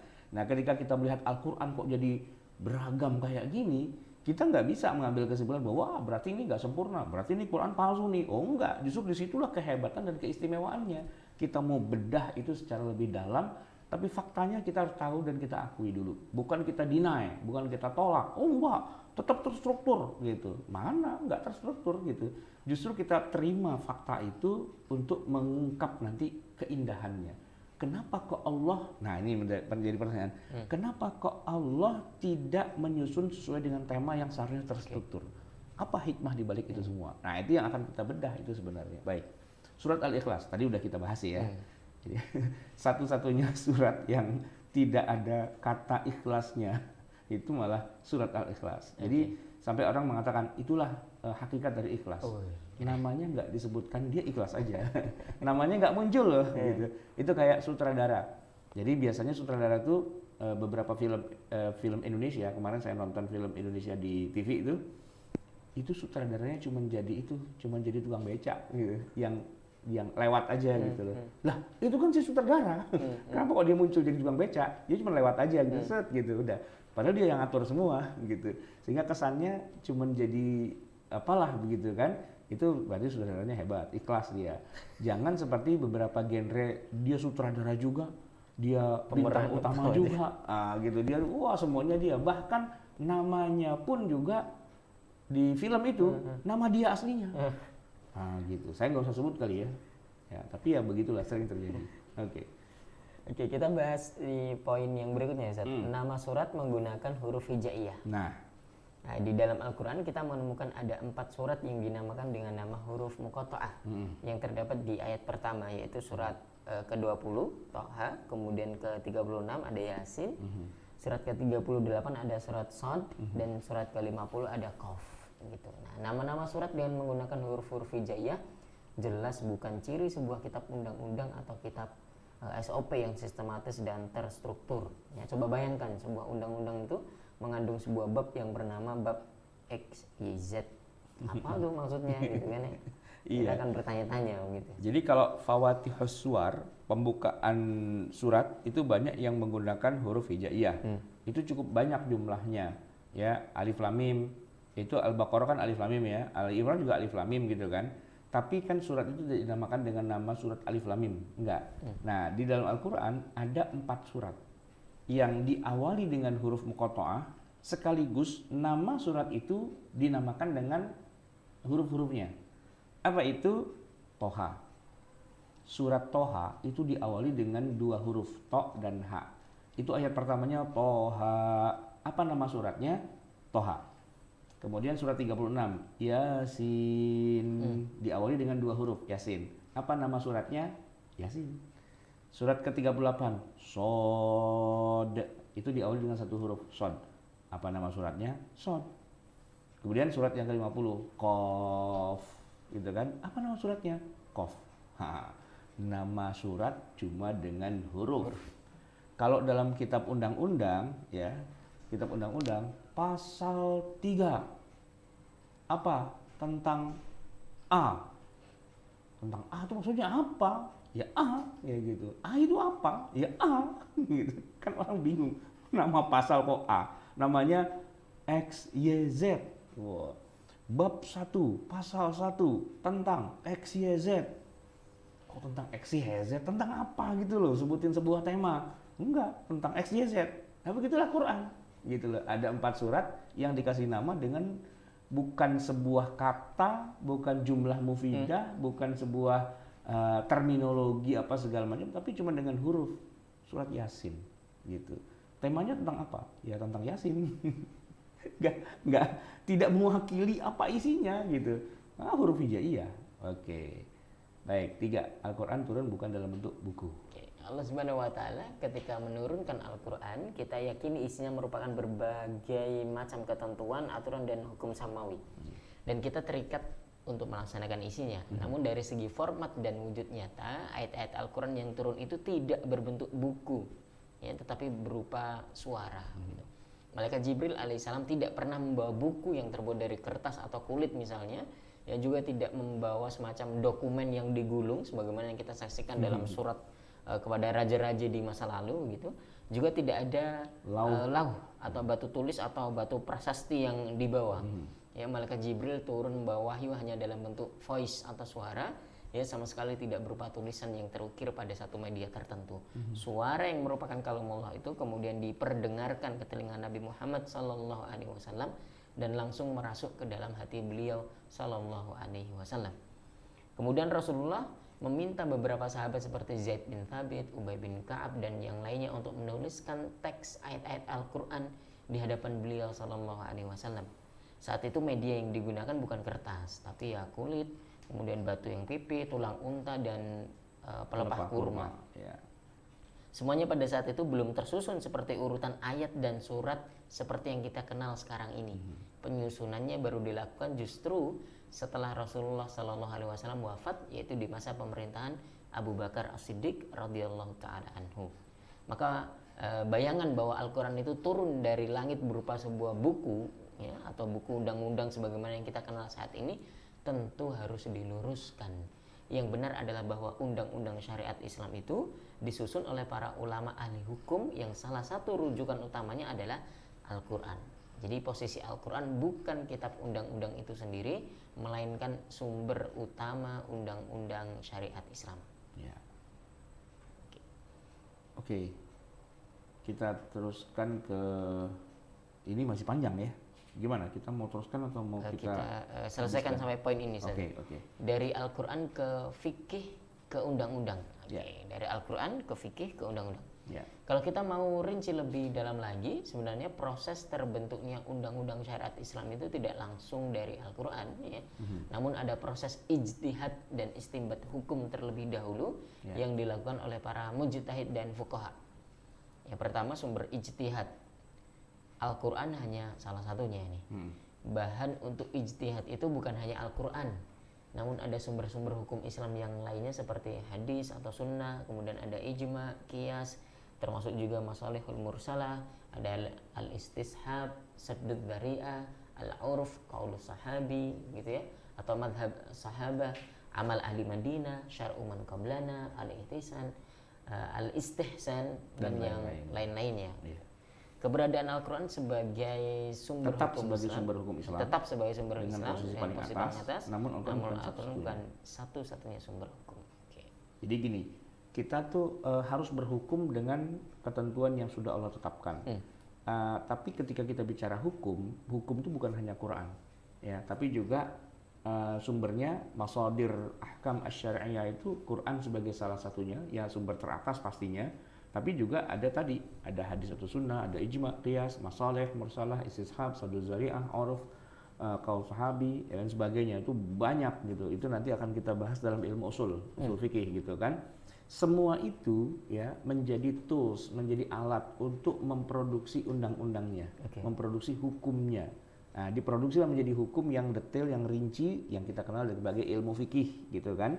Nah, kita harus terikat dengan fikih itu karena sudah merupakan istilahnya kompilasi dari berbagai macam sumber hukum Islam, yang mana salah satunya memang Al-Quran gitu. Tapi kita harus tahu bahwa Al-Quran sendiri tidak seluruhnya berupa undang-undang, tidak seluruhnya berupa hukum. Ayat ahkam itu cuma 200 atau paling tidak 500 deh gitu, dari 6.000 gitu kan. Selebihnya itu bukan sesuatu yang sifatnya undang-undang secara langsung, secara tegas, bukan ahkam. Nah, yang 200 atau 500 itulah yang dicampur lagi dengan tadi sumber-sumber yang lain sehingga menjadi produk hukum. Nah, hukumnya itu sudah jadi, itu disintesa, diproses, diistimbat istilahnya, keren ya, diijtihadkan oleh para ulama. Jadilah itu fikih gitu. Nah, kita harus terikat pada fikih itu. Walaupun fikih itu hasil ijtihad, tapi memang itulah perintah Nabi. Itulah yang Nabi ajarkan kepada para sahabat untuk bisa berijtihad, mengambil dari sumber Al-Quran. Karena Al-Quran punya keterbatasan waktu, keterbatasan ruang, keterbatasan zaman, juga keterbatasan jumlah tema ayat-ayat ahkam itu juga nggak terlalu banyak, gitu kan? Tapi nanti di backup oleh hadis apa dan sebagainya, jadilah dia. Maka hasil ijtihad itu adalah ilmu fikih. Kita baca bagian B-nya. Hasil dari proses istinbat hukum ini berupa hukum-hukum fikih yang sangat rinci dan detail serta mencakup semua aspek hukum dalam kehidupan manusia. Namun yang paling awal adalah hal-hal yang terkait dengan urusan ritual peribadatan, yaitu bagaimana kita melaksanakan ibadah kita kepada Allah Subhanahu wa taala. Ya, dan tema-tema peribadatan ini cukup luas, mulai dari masalah bagaimana kita bersuci dari najis dan hadas seperti wudhu, tayamum, dan mandi janabah gitu ya. Urusan seperti ini menjadi syarat sah sebuah peribadatan. Kemudian masuk ke masalah ritual ibadahnya sendiri, yaitu salat dan dengan segala rinciannya begitu, seperti bagaimana tata caranya, ketentuannya, terkait syarat sahnya, syarat wajibnya, rukunnya, sunnah, dan hal-hal yang membatalkannya. Kemudian masuk pada ritual ibadah yang kedua, yaitu puasa dengan segala macam ketentuannya, kemudian zakat, kemudian haji dan umroh. Ya, sampai di sini dalam urusan ritual peribadatan sebenarnya kita tidak membutuhkan konun atau undang-undang. Urusan sholat dan berbagai ritual peribadatan pada dasarnya tidak membutuhkan konun. Di sepanjang sejarah umat Islam yang sudah 14 abad ini, kita tidak pernah menemukan undang-undang sholat. Ya, di mana berbagai ketentuan sholat itu jadi urusan pengadilan begitu. Urusan sholat dan beragam ritual peribadatan diselesaikan dan dijelaskan cukup dengan ilmu fikih saja. Nah, dan ilmu fikih ini sendiri wujudnya sudah berupa kitab yang detail, rinci, dan sistematis. Namun demikian, kitab fikih yang tebal-tebal itu tidak pernah disebut dengan konun atau undang-undang. Ya, kalaupun di bidang ritual peribadatan ini ada undang-undang yang perlu disusun agar teratur dan tertib, maka bidang zakat dan haji ya, dan bukan dalam urusan sholat tadi itu. Sebab di dalam masalah zakat dan haji itu ada hal-hal yang terkait dengan amanah harta milik umat Islam serta masalah tanggung jawab soal penyelenggaraannya. Semuanya itu harus diatur dengan detail dan rinci dalam format undang-undang. Jadi kalau zakat haji bolehlah dibuat undang-undangnya. Tapi kalau sholat kayaknya enggak. Undang-undangnya bukan terkait dengan ketentuan syarat sahnya zakat atau syarat berapa, itu enggak ngomongin tentang fikih zakatnya, tapi tentang siapa yang boleh memungut zakat, gitu kan. Nah, itu diundangkan karena kalau tidak siapapun orang bisa mungutin zakat, gitu kan. Nah, jadi tentang terkait dengan yang dilindungi dalam undang-undang zakat itu adalah hak masyarakat, gitu ya, untuk bisa percaya kepada lembaga-lembaga amil zakat. Jadi undang-undang zakat itu cuma bicara itu sebenarnya, tapi tidak bicara tentang kewajiban dan sanksi. Di undang-undang zakat itu nggak ada sanksi. Kalau ada orang tidak bayar zakat, apakah bisa dibunuh? Nggak ada. Padahal kalau di zaman Abu Bakar, ya kan, orang yang tidak mau bayar zakat, jahidu az-zakah, itu disamakan kedudukannya dengan jahidu as-salah, yang mana mereka akan kehilangan status keislamannya, dan oleh Abu Bakar dinyatakan dia murtad dan diperangi dan halal darahnya. Coba periksa undang-undang zakat kita, ada nggak sampai di situ? Enggak. Kenapa? Karena undang-undang zakat itu tidak bicara tentang ritual zakatnya, tapi lebih kepada bagaimana hak-hak perlindungan masyarakat, gitu, tentang jadi sebuah lembaga amil zakat itu kemudian diberi wewenang untuk boleh menghimpun dana dari masyarakat. Sekedar dikasih izin kamu boleh nerima ya, gitu. Tapi belum bicara tentang setiap individu wajib bayar zakat. Kalau nggak bayar zakat masuk penjara atau dirajam misalnya, nggak sampai ke situ. Jadi itu sebenarnya undang-undang yang sifatnya untuk kepentingan publik saja, gitu. Tapi bukan undang-undang dalam arti yang seharusnya zakat tuh begini cara menjalankan sesuai dengan syariahnya, itu belum juga. Begitu juga undang-undang haji. Saya nggak tahu undang-undang haji ada nggak sih. Pokoknya aturan-aturan tentang haji lah begitu. Itu tentang bagaimana teknis penyelenggaraan. Jadi misalnya ada ketentuan, misalnya itu adalah sebuah travel atau sebuah KBIH, kelompok bimbingan ibadah haji dan sebagainya, itu segala regulasi terkait dengan itu. Tapi bukan tata cara tawaf, tata cara pakai baju ihram. Itu enggak, itu tidak ada undang-undangnya seperti itu. Itu kembali kepada fikih. Makanya para calon jamaah haji, calon penjamaah umroh itu ada istilahnya manasik. Gitu. Nah, manasik itu fikih, bukan undang-undang, tidak ada pasalnya. Anda kalau misalnya tawaf kurang satu sesuai dengan pasal ini adalah kena hukuman, gitu kan, nggak ada sesuai pasal-pasalnya. Karena apa? Ya karena memang bukan undang-undang, gitu. Baru kita ngomongin undang-undang itu kalau di bagian C, undang-undang atau konun. Oke, silakan. Jadi tadi tahapnya itu Al-Quran sebagai salah satu sumber hukum, kemudian hasil ijtihadnya itu berupa fikih. Nah, kemudian di tahap ketiga ini baru berupa konun atau undang-undang. Setelah usai dengan ritual peribadatan, maka kita masuk kepada masalah syariah berikutnya, yaitu muamalah maliyah. Dalam hal ini cakupannya adalah segala hal yang terkait dengan kepemilikan harta benda serta berbagai macam transaksinya, seperti jual beli, sewa menyewa, utang piutang dan seterusnya. Ya. Dan masuk juga kepada masalah al-ahwal asyakhsiyah seperti akad nikah, talak, rujuk, waris, nafkah, hibah dan seterusnya. Hingga kemudian masuk ke dalam masalah jinayat atau kriminalitas dengan hukumannya seperti yang membunuh nyawa dihukum kisos atau diat, yang berzina itu dirajam atau dicambuk, kemudian yang menuduh orang berzina itu dicambuk, kemudian yang mencuri dipotong tangannya, yang minum khamr dicambuk juga dan demikian seterusnya. Ya, itu semua wilayah termasuk undang-undang. konun atau undang-undang. Oke, kita selesai nih Ustaz, di bagian yang pertama tadi tentang Al-Quran. Insyaallah kita lanjutkan di ruang lingkup Al-Quran, Ustaz. Boleh? Atau kita mau selesaikan di sini? Kita masih sekitar jam 6:15 atau setengah 7, atau kita baca sekalian Ustaz. Oke, silakan. Oke. Kita B, ruang lingkup Al-Quran. Nah, ini ada satu ayat di dalam Al-Quran yang bunyinya ma farratna fil kitabi min syai'. Tiadalah kami alpakan sesuatu pun dalam Alkitab atau dalam Al-Quran itu, di Quran surat Al-An'am ayat 38. Membaca secara lahiriah ayat ini pasti akan muncul pemahaman bahwa Al-Quran memuat segala hal. Namun tidak salah kalau ada yang sedikit berpikir kritis dan bertanya-tanya, apa benar bahwa segala hal sudah termaktub dalam Al-Quran? Ya, kalau memang benar, bukankah Rasulullah SAW pernah menguji Mu'adz bin Jabal dengan pertanyaan yang mana tidak ada jawabannya dalam Al-Quran? Iya. Jadi ini kan ada kontradiksi nih ya. Di satu sisi Allah Subhanahu wa taala menyebutkan ma farratna fil kitabi min syai'in. Kami tidak pernah luput, tidak pernah alpa ya, mencantumkan segala sesuatu itu di dalam Alkitab. Ditafsirkan oleh para ulama Alkitab itu Al-Quran, gitu kan. Nah, ini pernyataan banyak didukung oleh para ulama, para asatizah, penceramah ya dan sebagainya, bahwa Quran itu kitab yang lengkap, semuanya ada gitu. Bahkan listrik pun ada di Quran. Saya masih ingat dulu waktu saya masih mondok dulu di pondok pesantren Sunan Pandanaran di Jogja, ketika saya masih kecil, masih lulus SD masuk SMP. Nah, itu salah satu ustadznya begitu, ketika memberi motivasi pada saya, dia bilang, kamu tahu nggak, itu yang namanya listrik ini, bola lampu ini, itu ada loh di Quran. Wow gitu. Saya antara percaya dan tidak gitu. Kenapa? Masa sih listrik ada di Quran? Enggak lah gitu kan. Nah, ketika saya debat itu, dia bilang, jangan macam-macam. Quran itu memuat segala sesuatu tentang apapun yang belum terjadi pun ada di Quran. Ya, bener sih, tujuannya bagus bahwa menunjukkan Quran itu memang banyak mencakup semua hal itu, tapi ntar dulu ya, karena saya tahu yang namanya listrik itu al-kahruba, ya itu nggak ada satupun kata di dalam Al-Quran bunyinya al-kahruba, nggak ada.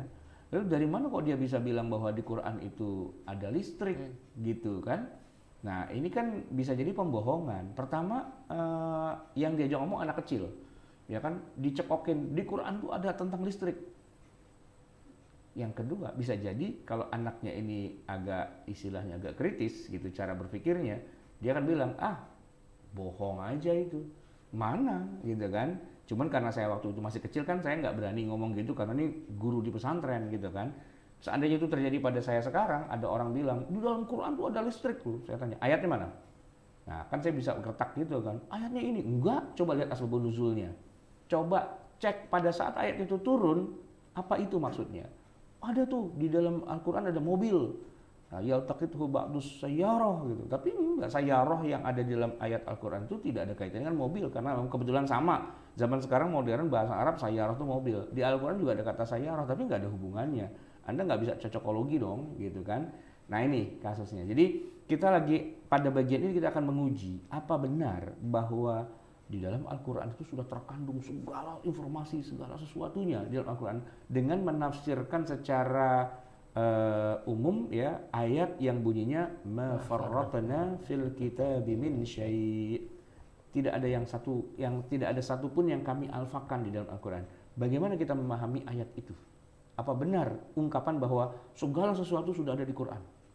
Gitu. Atau jangan-jangan fil kitabi itu bukan Quran, tapi lauhil mahfuz. Segala kejadian yang ada di seluruh dunia ini semua sudah tercatat di dalam lauhil mahfuz. Kan begitu kan? Nah, coba nanti kita buka surat Al-An'am ayat 38 itu, coba lihat, cek dalam kitab-kitab tafsirnya para ulama, apa yang maksud Alkitab di situ. Jangan-jangan bukan Al-Qur'an, jangan-jangan itu Lauhul Mahfuz, karena tidak disebutkan kata Qur'an, kitab. Ya, fi kitabim mubin, ya. Gimana bunyinya? Fi lauhim mahfuz. Gimana tuh ayat yang terakhir dari surat yang terakhirnya adalah fi lauhim mahfuz. Surat apa? Masih ingat enggak? Al-Buruj. Ya, Al-Buruj. Bal huwa Qur'anum Majid, ya kan? Fi lauhim mahfuz gitu ya. Nah, boleh jadi ada di Lauhil Mahfuz tapi bukan dalam Quran. Boleh jadi seperti itu kan. Nah, nanti itu yang harus kita telisik lebih dalam gitu ke sana. Nah, oke. Jadi kajian kita sekarang ini masuk kepada bicara tentang bahwa banyak hal yang tidak terjawab di dalam Al-Qur'an. Buktinya apa? Buktinya ada hadis Muaz, nanti ada keberadaan kias, ya kan, dan sebagainya. Coba kita baca hadis Pertama, Muaz. banyak kasus yang tidak terjawab oleh Al-Quran. Pertanyaan yang menjadi judul bab ini tidak terkait dengan kesalahpahaman atas penafsiran suatu ayat tertentu, melainkan terkait dengan sosok Al-Quran itu sendiri. Inti pertanyaannya adalah, apakah Al-Quran ini benar-benar mencakup semua aspek kehidupan dan tidak ada hal yang luput sedikit pun? Ya, atau sebaliknya, yaitu Al-Quran tidak harus lengkap dan tidak harus memuat semua persoalan manusia. Yang pertanyaan semacam ini menarik untuk didiskusikan lebih lanjut biar jangan terjadi kesalahpahaman. Intinya bahwa Al-Quran itu memuat semua hal, namun ada yang sifatnya eksplisit dan juga implisit. Nah, ini pertama hadis tentang Mu'adz bin Jabal. Ketika Mu'adz bin Jabal dikirim ke Yaman, Rasulullah SAW sempat melakukan tes kepadanya. Kaifa taqdi idza urida laka qada? Qala aqdi bi kitabillah. Qala fa illam tajid fi kitabillah, qala fa bi sunnati Rasulillah sallallahu alaihi wasallam. Qala fa illam tajid fi sunnati Rasulillah wala fi kitabillah, qala ajtahidu ra'yi wala al. Fa daraba Rasulullah sallallahu alaihi wasallam sadrahu wa qala alhamdulillahilladzi waffaqa Rasulillah lima yarda Rasulullah sallallahu alaihi wasallam. Ini barangkali kalau hari ini dikenal sebagai fit dan proper test begitu Ustaz ya. Ketika Mu'adz bin Jabal mau dikirim ke Yaman tuh dites dulu nih sama Nabi Muhammad. Bahwa Mu'adz bin Jabal berkata bahwa Nabi bertanya kepadanya, bagaimana engkau memutuskan perkara jika diajukan kepadamu pertanyaan-pertanyaan begitu. Mu'adz menjawab, saya akan putuskan dengan kitab Allah. Nabi bertanya, Uridha laka qada, itu bukan pertanyaan, qada. Oke. Anda harus jadi putusan hakim. Gitu ya. Jadi menyelesaikan perkara di tengah masyarakat itu dengan menggunakan apa? Jadi hakim. Undang-undangnya apa? Ya, kan dia jawab, saya akan pakai kitabullah. Di kitabillah. Ya, undang-undangnya Al-Qur'an. Harusnya kan selesai. Cukup Al-Qur'an lah yang menjadi undang-undang kita. Kita tidak butuh undang-undang yang lain, kan begitu. Tapi pertanyaan Rasulullah itu unik. Fa illam tajid fi kitabillah. Gimana kalau nggak ada di kitabullah? Harusnya kalau kalangan hijrah hari ini ditanya, kalau nggak ada di Quran gimana? Hati-hati saudara bicara. Quran mencakup segala macam aspek kehidupan. Tidak ada yang tidak diatur oleh Quran. Pertanyaan Anda itu bisa membuat Anda syirik loh. Bisa membuat Anda tuh kafir loh. Kenapa? Karena Anda bertanya, bagaimana kalau tidak ada di Quran? Berarti Anda ragu-ragu dong dengan Quran. Quran tidak menjawab dong masalah kehidupan kita semua. Harusnya begitu, ya kan? Tapi ternyata yang bertanya begitu bukan orang sekuler, bukan orang liberal, gitu, bukan orang orientalis. Yang bertanya seperti itu adalah Rasulullah Sallallahu Alaihi Wasallam, ya kan? Fa illam tajid fi kitabillah. Kalau kamu nggak temukan di dalam kitabullah, gimana? Dan Mu'adz tidak bilang, oh dasar sekuler lo, enggak. Yuk kita bully rame-rame, Muhammad ini ngaco nih. Kenapa? Masa dia mengatakan bahwa di Quran tidak lengkap? Enggak. Tapi dijawab oleh Mu'adz, fabi sunnati Rasulillah. Dengan sunnah Rasulullah. Oh, ternyata sunnah Rasulullah itulah sumber juga dalam hukum Islam. Baik. Fa illam tajid fi sunnati Rasulillah. Masih diterusin sama Nabi. Kalau di sunnah Rasulullah enggak ada. Wala fi kitabillah, dan juga tidak ada dalam kitabullah. Gimana? Qala ajtahidu ra'yi wala ahli. Saya akan berijtihad dengan pemikiran saya, wala alu. Saya tidak akan berlebih-lebihan. Nah, pada saat dia bilang saya akan ijtihad, ini fakta yang penting yang perlu kita catat. bahwa ternyata banyak masalah yang tidak terjawab oleh Quran. Dan banyak masalah yang juga tidak terjawab oleh sunnah. Yang ngomong Nabi. Ayo mau ngelawan Nabi apa gimana? Ya kan? Banyak faktanya adalah memang tidak ada di Quran. Faktanya memang tidak ada di sunnah. Kita nggak usah sok belagak merasa bela-belain agama Islam sambil maksain orang ada jawabannya di Quran. Ada jawabannya di Quran. Orang yang bertanya kayak gitu malah Nabi kok fa'illam tajid fi kitabillah. Kalau nggak ada di dalam Al-Quran gimana? Baca nih hadis. Hadisnya sahih ini, ya kan? Sebagai sumber penjelasan tentang apa itu Al-Quran, yaitu ketika Nabi mengatakan fa'illam tajid fi kitabillah. Fa'illam tajid fi sunnati Rasulullah wala fi kitabillah. Dan jawabannya adalah ajtahidu ra'yi. Dan jawaban itu bikin Nabi sangat bangga dan bahagia kepada yang jawab, yaitu Mu'az bin Jabal, sampai dia bilang apa? Alhamdulillah, segala puji bagi Allah. Alladzi waffaqa rasulillahi lima yarda rasuluh. Ya, segala puji bagi Allah yang telah menyamakan utusannya utusan Allah. Ini Mu'az kan utusannya Rasulullah kan? Rasulullah gitu kan? Utusannya utusan Allah. Lima yarda rasuluhu, dengan hal yang diridhoi oleh Rasulullah. Apa itu? Ijtihad. Ijtihad itu adalah bentuk lain dengan ungkapan bahwa tidak ada di Quran, tidak ada di hadis, makanya ijtihad. Kalau ada di Quran, kalau ada di hadis, nggak usah diijtihadkan, udah ada. Tapi rupanya ada tema-tema yang tidak dibahas oleh Quran, tidak dibahas oleh hadis, sehingga harus ada ijtihad, gitu kan? Nah, ini kalau penjelasannya lebih dalam lagi begini. Sebenarnya ketika Mu'az mengatakan sa'ajtahidu ra'yi wala alu, itu bukan berarti membuang Quran, membuang sunnah. Enggak. Tapi tetap pakai Quran dan sunnah walaupun tidak secara eksplisit disebutkan. Ya, contoh yang sederhananya begini. Daun ganja itu tidak disebutkan dalam Al-Quran. Daun ganja. Jadi bagaimana hukum yang harus diterapkan pada orang yang menghisap ganja? Ada orang menghisap ganja lalu diseret ke pengadilan, dihadapkan kepada hakim. Hakimnya muslim. Apa hukumannya? Hukumannya adalah dicambuk 40 kali atau 80 kali. Loh, itu kan hukuman untuk syaribul khamr. Kalau khamr iya haram, di dalam Al-Quran disebutkan syaribul khamr gitu. Hurrimat alaikum, ya kan, termasuk khamr gitu kan disebutkan. Ayat khamr itu ada 4 kali disebutkan, ya kan, innamal khamru wal maisiru wal ansabu dan seterusnya. Dan pokoknya intinya yang diharamkan di Quran itu khamr. Tapi kalau orang hisab ganja kan nggak ada di Quran, gitu. Nah, seorang hakim ketika dia menjatuhkan hukuman cambuk 40 kali, 80 kali kepada orang yang menghisap ganja, itu tidak pakai Quran. Walaupun pakai Quran juga. Tidak pakai Quran karena tidak ada kata ganjanya di Quran. Tapi tetap dicambuk atau tetap dihukum karena apa? Karena itu sama intinya dengan minum khamr. Nah, di mana samanya? Ada illat, yaitu al-iskar. Anda ngisap ganja, itu iskar, bikin mabok. Sama dengan Anda minum khamr, jatuh hukuman. Nah, sekarang pertanyaan gini, berarti menghukum orang yang menghisap ganja itu pakai Quran apa enggak? Gimana Ustaz bilang? Pakai Quran apa enggak? Ya pakai juga Ustaz. Pakai juga, ada kata juganya. Kenapa kok pakai juga? Ya karena secara eksplisit nggak ada di Quran, ya kan? Tapi secara implisitnya, ada. Iya, karena itu ada iskar, ada illat yang menjadi benang merah antara keduanya, antara minum khamrnya dengan ngisep ganjanya. Dan itu nanti kita terusin ekstasi, ya kan, morfin, terus apa dan sebagainya. Itu semua masuk sehingga menjadi sebuah kaidah. Kullu muskirin yu'tabar khamr. Segala yang memabukkan itu dianggap sebagai khamr juga. Maka hukuman yang berlaku pada orang yang minum khamr itu diberlakukan juga kepada orang yang mengkonsumsi alat-alat obat-obatan tadi, zat-zat aditif, apa istilahnya itu, drug dan sebagainya, itu diberlakukan juga. Nah, itu secara eksplisit tidak ada di Quran, tapi secara implisit ada pesannya seperti itu. Itu yang disebut dengan ijtihad.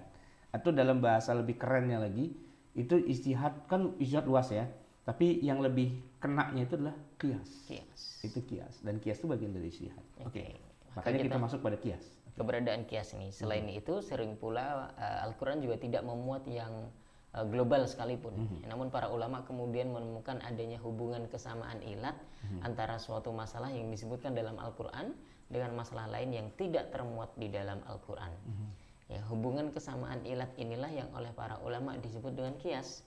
Ya, ketika Mu'adz bin Jabal mengatakan bahwa dirinya akan melakukan ijtihad, sebenarnya yang beliau lakukan bukanlah mengarang-arang perkara agama, namun beliau mencari kesamaan ilat antara ayat dengan kasus yang terjadi.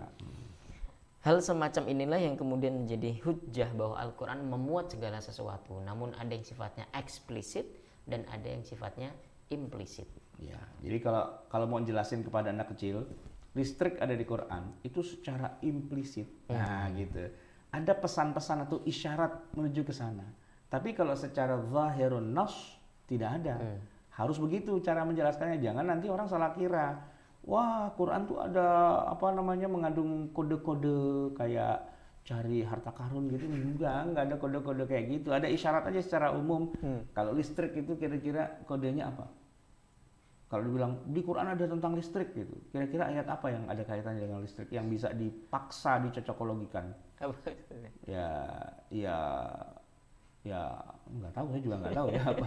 Nanti kita coba cari ya dalam tafsir Maudhu'i yang terkait dengan masalah penciptaan alam semesta itu tentang fenomena listrik itu di mana itu ada kaitan. Tapi memang tidak langsung terkesannya tentang cocokologi juga pada akhirnya tentang wanita yang memintal benang dan menguraikannya kembali. Nah, kan kita pernah bahas tentang tema-tema kayak gitu ya. Oke. Berikutnya ini soal global dan detail. Secara umum kita katakan bahwa umumnya Al-Quran hanya memuat hal-hal yang global saja. Ya, sedangkan yang sifatnya detail memang tidak semua dijelaskan dalam Al-Quran. Kebanyakannya justru dijelaskan dalam hadis-hadis Nabi Muhammad SAW.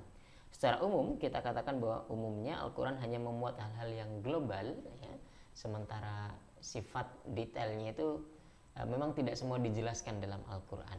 Hanya ada di hadis-hadis Nabi Muhammad SAW.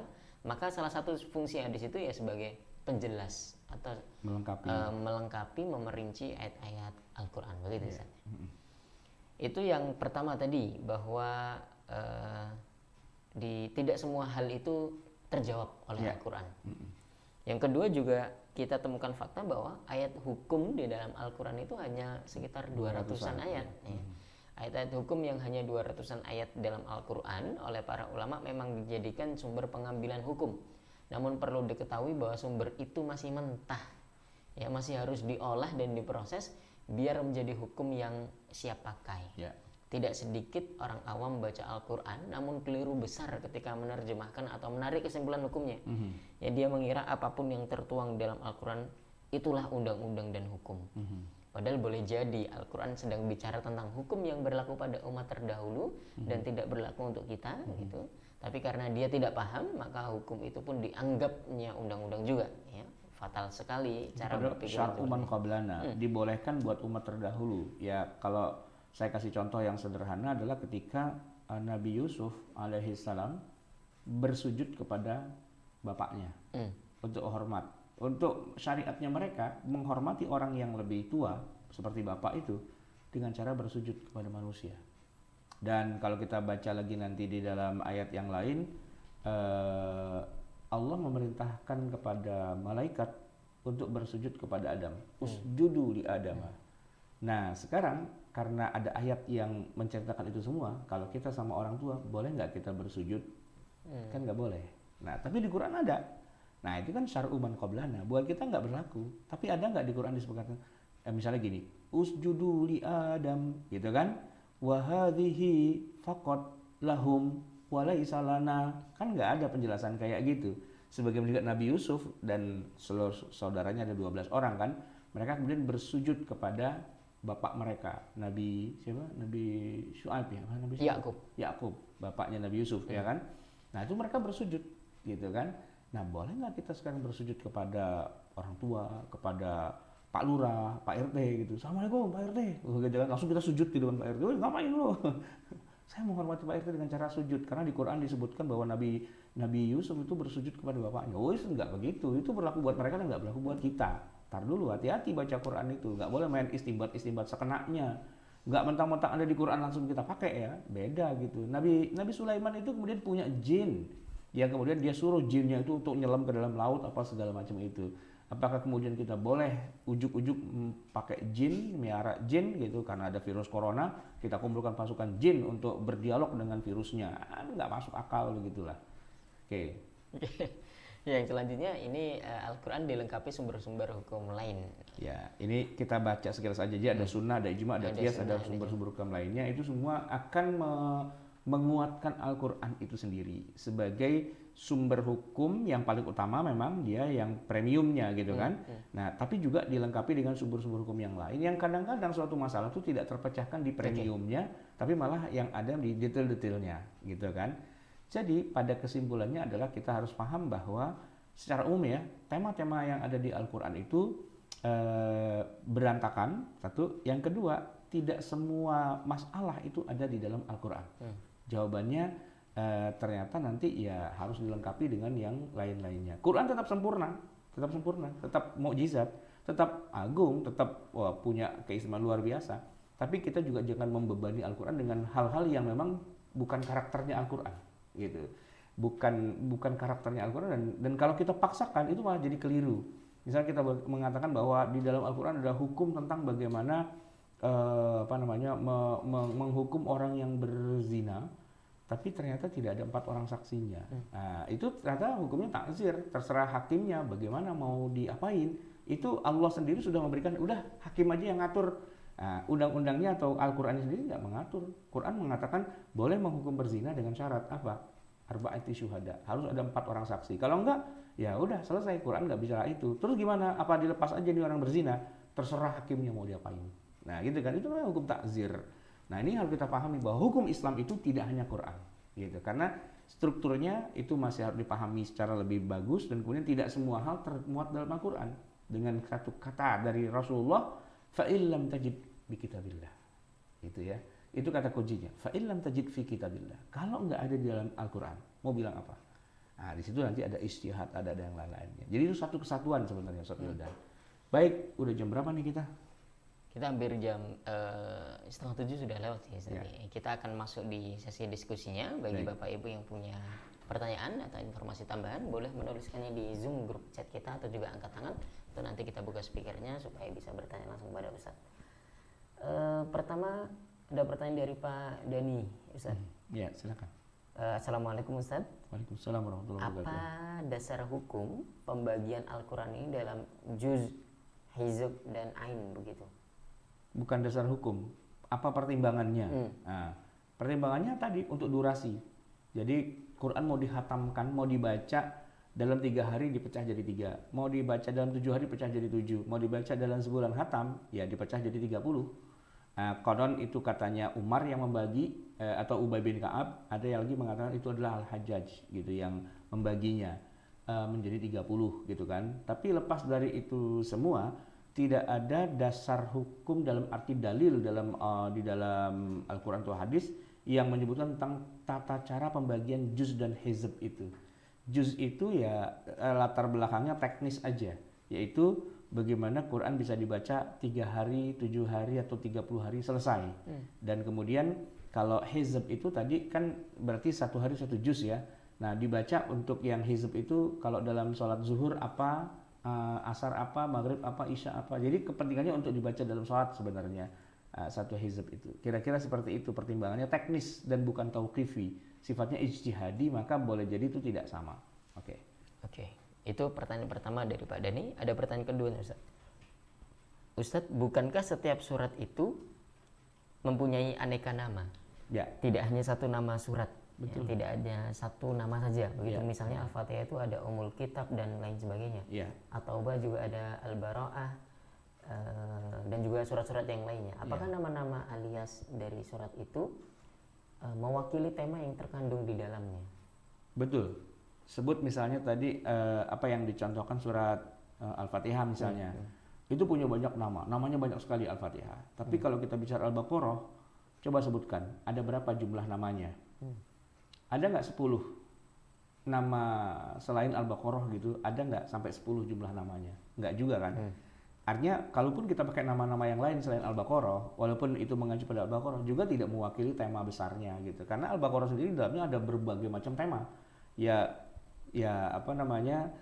Maka sistematikanya tetap tidak terselesaikan gitu. Maksud saya, kalau kita gunakan nama yang lain pun, nama surat yang lain yang sinonim seperti At-Taubah dengan Baroah gitu misalnya. Atau surat 17 Al-Isra itu juga sering disebut dengan nama surat Bani Israel gitu kan.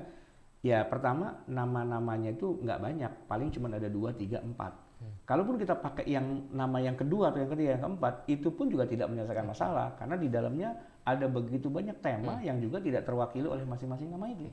Itu kira-kira. Oke, Ustaz. Ada Pak Hanafi Muhammad yang sudah angkat tangan. Ya, Saya coba silakan Pak Hanafi. buka speakernya untuk beliau. Assalamualaikum Pak Hanafi. Assalamualaikum Ustaz. Waalaikumsalam warahmatullahi wabarakatuh. Ya silakan. Ya Ustaz, tentang Isra dan Mi'raj nih kan memang rata-rata kita kalau bikin acara pun Isra dan Mi'raj. Tapi yang tadi saya jelaskan ayat suratnya tentang Isra doang. Apakah itu terjadinya berbeda waktu atau gimana Ustaz? Saya pernah dengar ada satu Ustaz yang menjelaskan kalau peristiwa itu berbeda waktu. Peristiwanya berbeda, waktunya berbeda. Mohon penjelasan Ustaz. Ya, kalau ada yang bilang berbeda waktu mungkin bisa juga Pak Hanafi tanyakan kepada Ustadz itu rujukannya, literaturnya, ya kan? Karena kita nih punya budaya memang miskin literasi, gitu kan? Kalaupun misalnya ada yang mengatakan itu, antum bisa tanya, mungkin nggak harus di dalam forumnya gitu ya, tapi pas lagi sesudahnya, pas lagi makan-makannya atau apa, mohon maaf nih Ustadz, tadi tuh menarik sekali tuh, tapi saya miskin literasi nih, bisa nggak saya dikasih bocoran itu sumbernya bisa saya lacak di mana, tentang bahwa Isra dan Mi'raj itu dilakukannya terjadinya di 2 malam yang berbeda gitu kan. Syukur-syukur tuh kalau bisa begitu. Saya paling senang tuh kalau ada yang ceramah tapi beda dari apa yang selama ini kita tahu, akan saya uber itu. Kenapa? Bukan berarti saya bilang salah gitu, enggak. Karena boleh jadi saya yang tidak tahu loh, boleh jadi. Ini ada kejadian menarik nih Pak Hanafi. Pak Hanafi tahu nggak yang disembelih oleh Nabi Ibrahim itu kan, Nabi Ibrahim punya anak 2, Ismail dan Ishak. Itu yang disembelih Ismail apa Ishak? Kata siapa? Ya pokoknya gitulah ya yang kita pelajari dari orang tua kita, dari guru-guru kita. Tapi ternyata ada yang mengatakan itu yang disembelih itu Ishak. Oh, saya pasti naik darah. Ini orientalis mana lagi nih, gitu kan? Tapi begitu kita baca kitab tafsir, ternyata yang menyebutkan Ishak tuh banyak juga. Para ulama ahli tafsir juga. Oh, ternyata ada 2 versi loh, gitu loh. Tapi jangan sekali-kali ceramah terus bilang yang disembelih itu bukan Ismail, malah Ishak. Oh, bisa digebukin kita, ditimbukin, masjidnya bisa dibakar gitu. Kenapa? Wah, ini ustadz macam-macam nih, gitu kan? Nah, memang harus hati-hati. Nah, untuk itu maka jangan pakai buat ceramah umum, tapi untuk kajian yang lebih internal. Dengan membuka kitab-kitab tafsirnya, ternyata dalam kitab tafsir disebutkan gini-gini, ada banyak versinya ternyata, nggak cuma Ismail loh yang disembelih, bisa juga Ishak gitu. Wah, ini jadi menarik karena udah terlanjur orang di mana-mana cerita tentang Nabi Ibrahim menyembelih Ismail dibawa jauh ke sana. Itu udah begitu polanya atau formatnya. Ternyata kalau kita tanya kejadian Nabi Ibrahim menyembelih anaknya Ismail, ada nggak di Quran? Ada nggak di Quran? Kejadian Nabi Ibrahim menyembelih anaknya Ismail tuh ada nggak kisahnya di Quran? Ada nggak?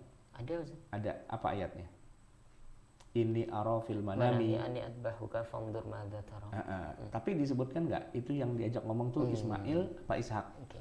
Enggak kan? Iya. Nah coba nanti Ustadz Wildan habis acara ini buka tafsir, kemudian cek itu siapa yang disembelih di situ dalam kitab-kitab tafsir. Nah kalau udah begitu kita jadi tahu, oh ternyata ada juga pendapat yang mengatakan tapi siapa? Nah posisi kita bukan dalam rangka ingin menghabisi, ingin gebukin orang yang enggak. Makanya Ustadz Hanafi tadi bilang bahwa ada loh yang bilang Isra Mi'raj itu dalam 2 malam yang berbeda. Oke. Kita tanya nih kepada penceramahnya, ustadznya yang bilang, oh, itu urutannya dari mana, rujukannya dari mana dan sebagainya. Sebenarnya kita juga bisa nyari sih ya. Coba buka surat Al-Isra ayat 1, baca tafsirnya, siapa tahu ada juga informasinya di situ gitu kan. Nah, cuman memang kalau yang populer, nah itu kan yang populer di kita, ya sebagaimana yang sudah sama Ustadz Hanafi dengan saya dan kita semua sama, yaitu Nabi dari Masjidil Haram ke Masjidil Aqsa, lalu di Masjidil Aqsa kemudian naik ke langit yang 7, lalu nanti yang nggak jelas tuh pulangnya ke Masjidil Aqsa lagi apa enggak, gitu. Apa langsung direct flight dari langit langsung ke Mekah, gitu kan?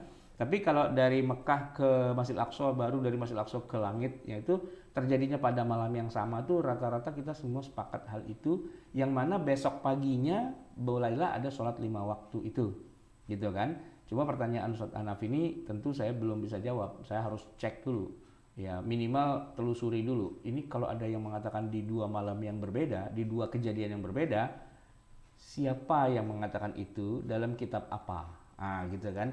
Posisi kita bukan dalam rangka ingin musuhin, enggak, tapi keluasan khazanah ilmu-ilmu keislaman rupanya juga ternyata itu juga ada khilafiyah, misalnya kita akan mengatakan seperti itu. Begitu kira-kira Pak Hanafi. Ada penjelasan Ustaz, beliau menjelaskan ke saya sebelum Rasulullah menghadap ke Allah, mereka sholat berjamaah dengan para nabi. Betul. Iya, emang betul. Berarti perintah sholatnya udah ada dong gitu. Oh, kalau sholat udah ada, memang sudah ada sejak awal turun ayat yang kedua kalinya, yaitu berbunyi ya ayyuhal muzammil qumil laila illa qalila, itu udah sholat malam sudah ada. Ya, sholat malam itu sudah ada. Cuma ketika, nah ini dia pertanyaannya, ketika Nabi Muhammad SAW diriwayatkan sholat berjamaah dengan Nabi Ibrahim, Musa, Isa di Masjidil Aqsa, pertanyaannya itu sholat apa? Sholat Isya. Sholat Isya apa sholat 5, maksudnya sholat 5 waktu atau sholat apa? Nah gitu kan. Pertanyaannya lagi yang kedua, begini, kalau itu sholat Isya, saya tanya, Nabi Ibrahim itu diperintahkan sholat Isya enggak? Nabi Musa itu ada nggak syariatnya sholat Isya, sholat 5 waktu? Kan nggak ada. Nah kalau nggak ada, kenapa dia sholat sama Nabi Muhammad? Sholat apa itu? Ya kan? Pastinya bukan sholat 5 waktu yang kita kenal. Toh juga karena saat itu sholat 5 waktunya belum diwajibin. Tapi secara umum ada perintah sholat, gitu kan? Ya maka sholatnya yang pasti bukan sholat 5 waktu. Nah setelah itu barulah dia terbang ke langit, gitu ya. Kemudian dapat perintah sholat 50 waktu, kemudian diturunkan jadi 5 waktu, ya udah. Berarti begini, Isra Mi'raj itu bukan perintah sholat yang pertama kali, bukan, gitu loh, ya. Tapi perintah sholat 5 waktu, gitu. Tapi di luar itu sebelumnya sudah ada perintah sholat. Sejak awal-awal risalah Islam itu diturunkan sudah ada perintah sholat. Cuma bentuknya atau waktunya belum seperti yang kita kenal sholat 5 waktu. Jangan dikira bahwa sholat itu hanya 5 waktu ya. Enggak, puasa jangan dikira hanya Ramadan. Nah, jadi macam-macam bentuk jenis puasa dan sholat. Oke. Begitu Pak Hanafi Muhammad, mudah-mudahan tercerahkan, dan juga bagi jemaah lain yang mendengarkan tentu juga akan mendapatkan banyak faidah begitu. Pertanyaan terakhir barangkali Ustaz, dari Pak Alzam ini. Apakah ketika Nabi menyuruh sahabat menuliskan, menyusun dan memberi nama surat itu teriwayatkan juga dalam hadis? Ya. Kitab hadis termasuk bab apa tentang hal ini kalau ada begitu misalnya, atau hanya panitia atau sekretaris penyusunan Nabi saja yang tahu dan tidak diceritakan kepada tabi'in?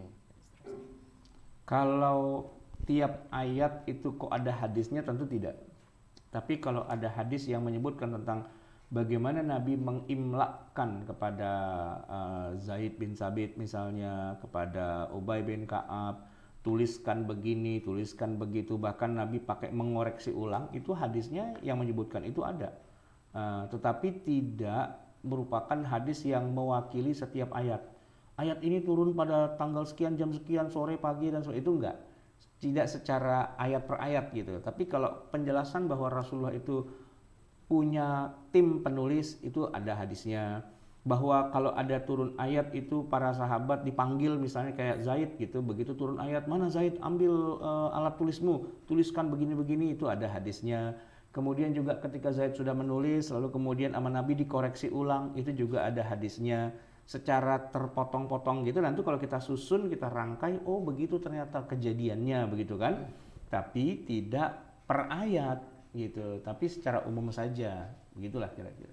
Baik. Itu ada hadis. Makanya para ulama tidak bisa mengarang gitu ya bahwa cara nulisnya begini-begini, itu enggak. Itu semua sumbernya dari hadis Nabi. Ya nanti kita akan bahas mungkin ya kita dalam kajian Sekolah Fikih Live ini belum pernah membahas secara detail bagaimana proses turunnya ayat dan ditulis dengan hadis-hadisnya yang lengkap. Mungkin kapan suatu ketika kita bahas tentang itu. Sejarah turunnya Al-Quran dari sejak awal Iqra dan sebagainya itu sampai kemudian jadi tertulis menjadi di atas lembar-lembar itu tadi, di atas kulit hewan, batu dan sebagainya. Itu ada hadis-hadisnya yang lengkap sebenarnya. Mungkin bisa kita bahas dalam satu episode tertentu. Baik Ustaz, itu pertanyaan terakhir kita di pagi hari ini Ustaz. Ya. Nampaknya cukup, kita ada di ujung acara. Ustaz, terima kasih Bapak Ibu yang dirahmati Allah Subhanahu wa taala sudah setia mengikuti kita dari jam 5 pagi sampai sekitar jam 7 nih, kurang 7 menit begitu. Hampir 2 jam kita ngaji di sistematika tema-tema dalam Al-Qur'an ini. Mudah-mudahan ini menjadi informasi tambahan dan juga bisa bermanfaat khususnya bagi amal kita di dunia ini sebagai bekal perjalanan kita di akhirat nanti. Baik Ustaz, kita akan tutup sama-sama dengan baca doa kafaratul majelis untuk nanti kemudian dilanjutkan dengan doa oleh Ustaz Ahmad Sarwat. Subhanakallahumma bihamdika asyhadu an la ilaha illa anta astaghfiruka wa atubu ilaik. Bismillahirrahmanirrahim. Alhamdulillahirabbil alamin, hamdan yuwafi ni'amahu wa yukafi'u mazidah. Ya Rabbana lakal hamdu wa lakal syukru kama yanbaghi li jalali wajhika wa li 'azimi sultanik. Allahumma salli wa sallim wa barik ala sayyidina Muhammadin wa ala ali sayyidina Muhammad. Rabbana anfa'na bima 'allamtana, rabbi 'allimna alladhi yanfa'una, rabbi faqihna wa faqih ahlana wa qarabatin lana fi dinina ma'a ahli al-qudri untha wa dhakar. Rabbi waffiqna wa waffiqhum lima tartadhi qawlan wa fi'lan karama. وارزق الكل حلالا دائما وأخل أتقياء علما نحظى بالخير ونكف كل شر ربنا أصلح لنا كل الشؤون وأقر بالرضا منك العيون واقض عنا ربنا كل الديون قبل أن تأتينا رسل المنون واغفر واستر أنت أكرم من ستر وصلاة الله تغشى المصطفى من إلى الحق دعانا والوفى بكتاب فيه للناس الشفا وعلى الآل الكرام الشرفا وعلى الصحب المصابيح الغرر اللهم اهدنا بهداك واجعلنا ممن يسارع في رضاك ولا تولنا وليا سواك ولا تجعلنا ممن خالف أمرك وعصاك وحسبنا الله ونعم الوكيل ولا حول ولا قوة إلا بالله العلي العظيم وصلى الله على سيدنا محمد وعلى آله وصحبه وسلم والحمد لله رب العالمين والسلام عليكم ورحمة الله وبركاته.